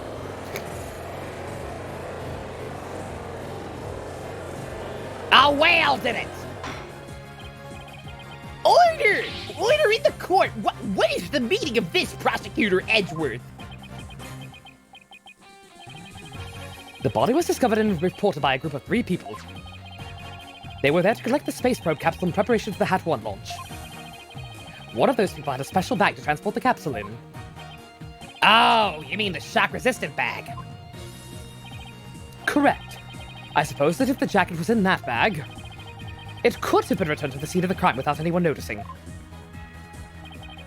Lang isn't actually bad at his job, he's just covering for Larry? Oh my god. That makes way too much sense. Lang, why is your briefcase empty? I keep closing it. So they were employees? Yeah, who actually discovered the body?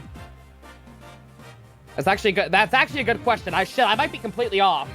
I was thinking a detective. But why would a detective be there? Could we actually be going, I'm not gonna make any assumptions. Let's see. I'll see to it that you get the reports on those 3 people. You will? We should also check the facial recognition database for that robot.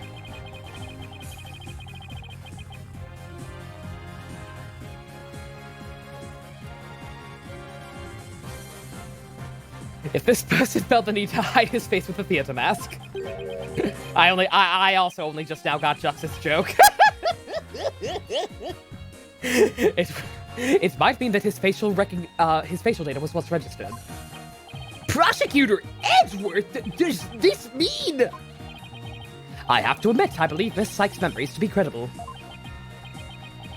You win, Wright. You get to be on top tonight, congratulations. Not that this was ever an official trial anyway. Ha ha, off the record doesn't count. Do my ears deceive me? Prosecutor Edgeworth, are you actually conceding?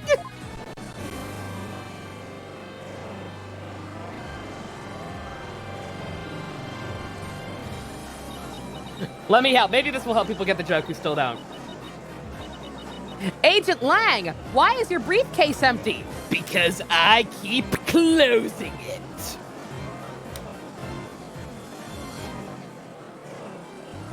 Is it true, boss? Does this mean I'm... I can't believe it, but yeah, it's over. I won! I proved that both Athena and Prosecutor Blackwell are innocent. Yes! 2 more kids!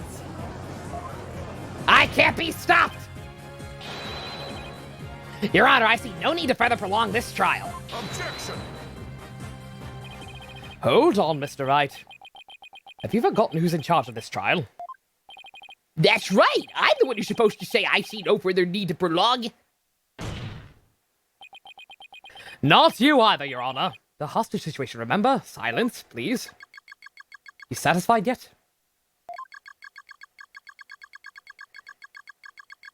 The little princess who was truly beloved by Metis, and who repaid that love with death.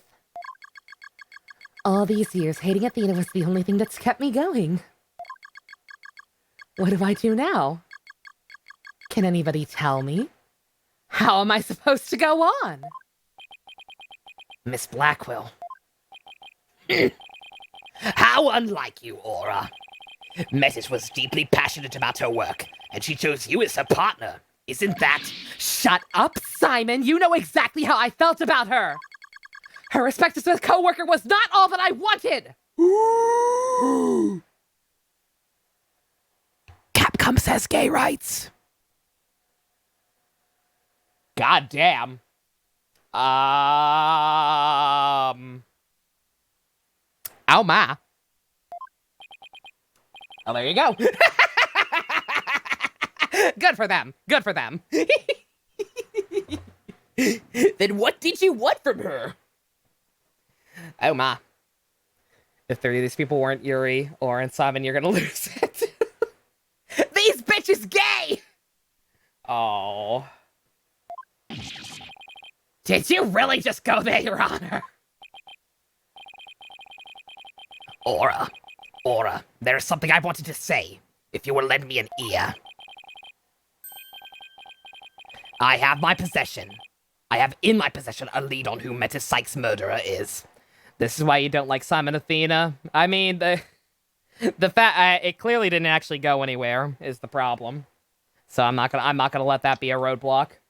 No offense, but like I said last time, quite frankly, the parallels between their whole thing, it's way too on point, and it's way too similar to fucking like way too many parallels for with Phoenix and Edgeworth for me not to ship it. And age gaps don't bother me as long as both people are legal and happy together. So sorry. Hashtag problematique. Y'all do you, I'll do me. You do?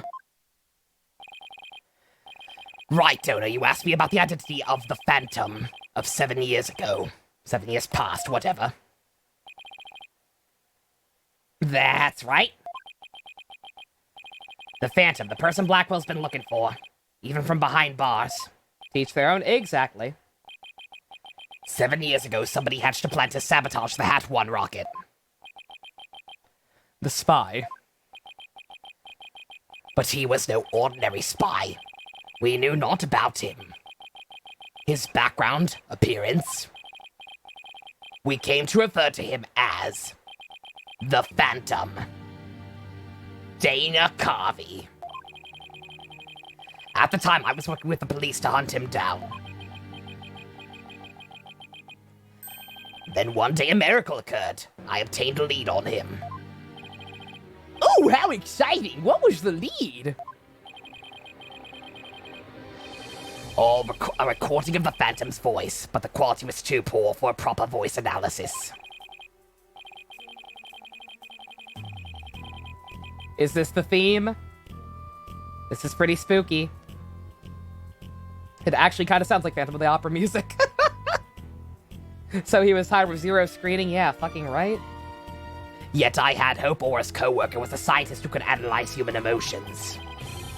So I asked her to evaluate the recording using analytical psychology. And that scientist was Dr. Sykes. Yes, a spy's greatest fear is to have his true identity discovered. In addition to Hat 1, Dr. Sykes' results and the recording were surely among his targets. But in his search, the Space Center bore no fruit, so he must have started to panic. He couldn't find them? But what could they have been? Who is to say? Wow, I bet he's never let that out of his sight all these years. How in the world did you smuggle them into prison?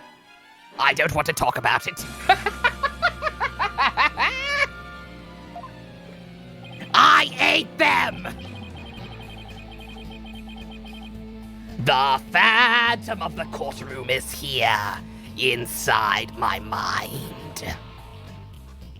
Oh, I have my ways. What's more, my partner is especially talented at that sort of thing. The bird ate him, never mind. I worked to lure the Phantom in by spreading rumors throughout the underworld. I was even granted permission to prosecute cases to attract the Phantom's attention. Just try to retrieve your identity, you bloody butcher, became my taunt. And what are the results Dr. Sykes drew up for you? Was there any useful information? Here, you can see for yourself. But take a good look at it. It's all I have left of my mentor. Or take good care of it. Not a good look at it. Do that too. But mostly don't fucking tear it. I will. Better hold on to this one real tight. I can't believe the bird is a better detective than Agent Lang. Wait a minute. Yes, I can. I totally believe that.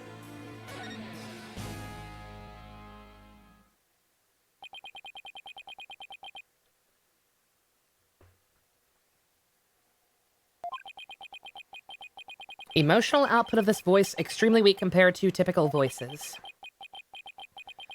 Subject deemed to have unique psychological makeup with almost no emotional fluctuation. Okay, so we're dealing with a Vulcan.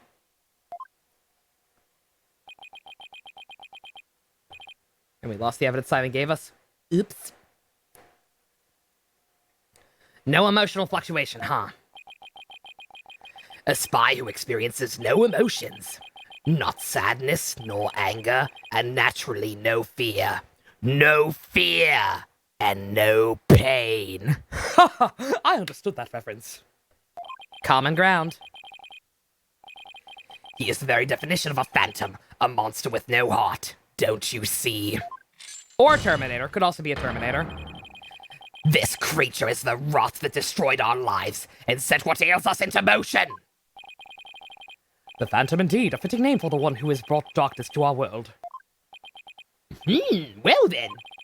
It seems a faint image of this man has started to take shape. Based on what we learned, I'd like you all to conduct further investigation. This is not a formal trial, but I do want to follow protocol. If I may, I'd like to hand out my verdicts and bring those proceedings to an end.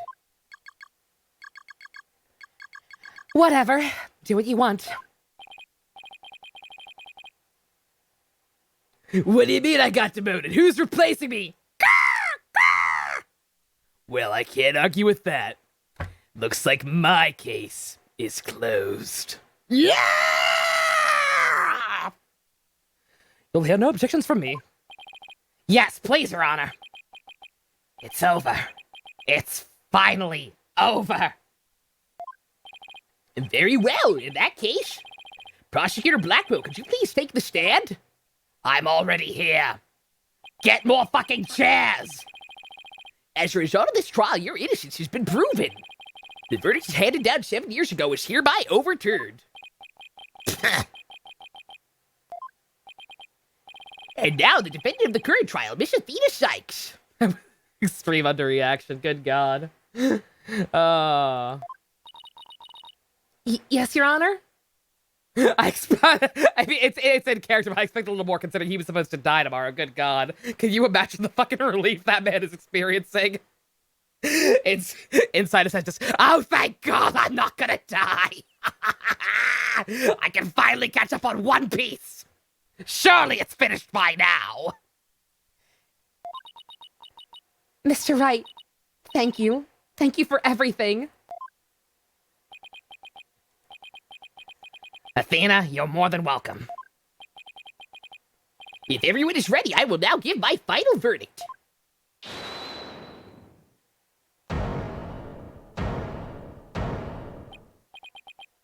You...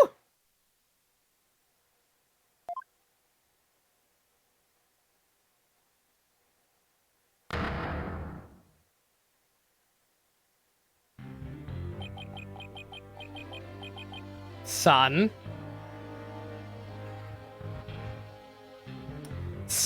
I swear to God. Boy. Child of mine! Honey? I don't like where this is going. Polly? What is the meaning of this? Go to your room, young man. No, I'm not. I need to make sure I need to make sure he's going where I think he's going. Congratulations, Mr. Wright, Prosecutor Edgeworth. You uncovered the truth from 7 years ago, and you saved Prosecutor Blackwell. However, I can't allow this trial to end just yet.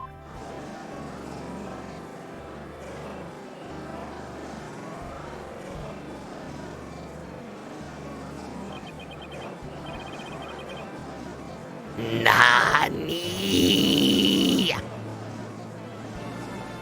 Polly? Your dads are telling you to go to your room! You're not my real dads! You're not even married to Edgeworth! For some reason! Pay attention to Chris.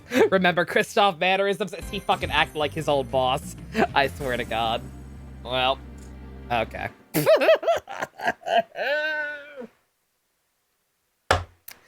I mean, I knew I said we were gonna probably segue right into, to figuring out what happened with Clay now.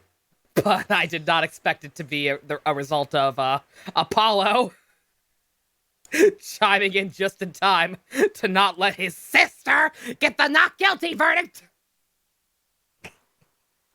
I'm not gonna clown him. We'll wait and see what his logic is. I can kind of already say what his logic probably is. As an hour long to me, probably 2. It's like 2 more parts, right? Yeah. Yeah. We'll end it here for the night. That's a that's a good stopping point. Almost 4 hours. I'm tired of you and Mom fighting. I'm the mom? What the fuck? This is about halfway? Okay, see, that's perfect then. Yeah. Alrighty. Simon is free and that's what matters. Simon's at least off the hook. Yeah. He's gonna be heartbroken when he finds out about One Piece still going. It's definitely more than halfway. Okay, good. Well, good then. Alright. Then we'll just have a relatively short finale, maybe, tomorrow. Again, we're gonna preempt Kamen Rider. Judge has splitters from the Cherupodia. In Apollo's defense, there's still the current case. I know. I can imagine where it's going. Like, it's... Yeah, like, because, yeah, we've solved, effectively solved. Not quite. You know what? I shouldn't be surprised. Of course, we still can't resolve that one, technically. Because fucking, we can't very well have people getting off the hook without somebody to, for sure, condemn in their place. Like, we cannot, we can't pass down proper judgment until we know who Austin Powers is. But that's fine, because, after the way that, then again, I guess I don't know, actually. My Giga Brain theory was that it was for some reason I kept thinking, oh, the first detective on the crime scene took the photos, and obviously that would mean, damn it, Bobby. But there is also the weirdness with, characters still having their ages, and not being this, I don't know. Like, there's a possibility. There is actually a possibility. It's Solomon. I actually did acknowledge that, but we already got him off the hook for Clay's. So I don't know. We can call this trial short. What are we on? Cops from 7 years ago? Yes. Apollo's been with Aura. He has been with Aura the entire time. Like I said, he was. I said that before. He was probably investigating on his own that entire time. Like they seem to get on well enough. They've both lost people. I'm sure they bonded over their tragedies. That she probably let him have free reign of the lab, even though there were hostages there. He brought Trucy a juice box, and she let him have a look around the lab while he was at it. Everyone's punking Phoenix. That would be hilarious. But no. Are we gonna go on guard keys again? I think that's where this is going. It doesn't line up quite as well with what I thought with assuming it was a detective who was on the scene first. Instead, we're saying it's an employee. But either way, honestly, that means okay. Top 2 suspects are now either and I actually genuinely thought it could be Junie as well earlier. Like she could be some kind of like fucking sleeper agent or some shit, something fucked up. But if Athena was certain it was a man's build, then top 2 suspects are now Bobby, Solomon, and possibly Clay, if they really want to go the he's not really dead route and be like, yo, fuck Apollo, make him suffer even more. Because they could do that. Yeah, I think Aura has a soft spot for Apollo. Like I said, I do not think she's heartless. I just think she's hardened. Judy would have been a child. I know. Well, that's what I'm saying. Before we got that part, before we got to that part with Athena remembering it being someone and it clearly being a man of a bigger build. Obviously, it's not Junie. But before we knew that, I thought it actually could have been Junie. Bobby could also be a red herring. Bobby seems too obvious. Because he's the new character who's been around the whole game, but I don't know. It was red herring! Of course it was. But no. I don't know. I both want and don't want it to be Bobby. Because, again, I've been fucking memeing on Bobby being a psychopath the entire goddamn game. Being a deranged mental patient. Granted, it's not the exact same thing, but still, goddamn it. But no, no, like genuinely, 11-year-old Junie being some kind of sleeper agent. We had fucking Athena being Mal from Code Geass. So obviously Junie could be Rolo from Code Geass and be just like a super young sleeper agent or some bullshit. Am I sure though? You don't know. I'm not, like I said, there's a couple of options. There's a couple of options. None of them seem quite right. Junie's so good. She disguised herself as an 11-year-old girl. That would fit with the Master of Disguise part. It is Dana Carvey. She could look like anything she wanted. She could look like a grown man if she wanted. She could have been riding on someone else's shoulders.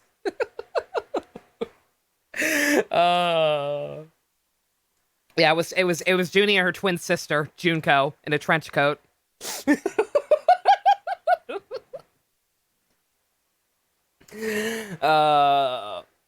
Yeah, no. There are several ways it could go. And I'll just have to wait and see how it unfolds to make any judgments. I'm leaning towards Bobby, I think, though. Spy with Sonic the Hedgehog, of course. Silly me. Also, Junie's probably a cyborg. Yeah, we still have, you know what? A lot of information came out. We learned a lot. We learned essentially the full truth of what happened with Athena and Simon all those years ago.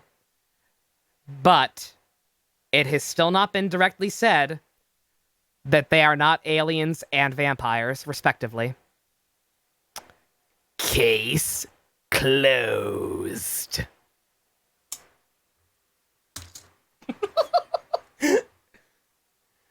But alright, we're a little over halfway through. There's 2 more parts, apparently. I'm going to assume proving that Athena did not kill Clay either. And then, I don't want to say it. Fingering the Phantom. The game is going to end with Ora making Monokuma. Absolutely. This was fun. Glad you had a good time, Shin. We like to have fun. We like to have fun here. What? Is that any worse? Phantom got fingered? We can't do that. We had an episode of Investigations 2 called Edgeworth got fingered. Or Edgy got fingered. We can't do that again. I don't know what the title's going to be. Probably either a joke about the case closing or Common Ground. Either way. Like I said, we will be preempting Kamen Rider Night for a day. We'll do that Thursday instead. If that pleases and sparkles. And tomorrow we will end this, and then take, obviously, like, at least a week off from Ace Attorney between this and Spirit of Justice. Do some Yakuza over the weekend.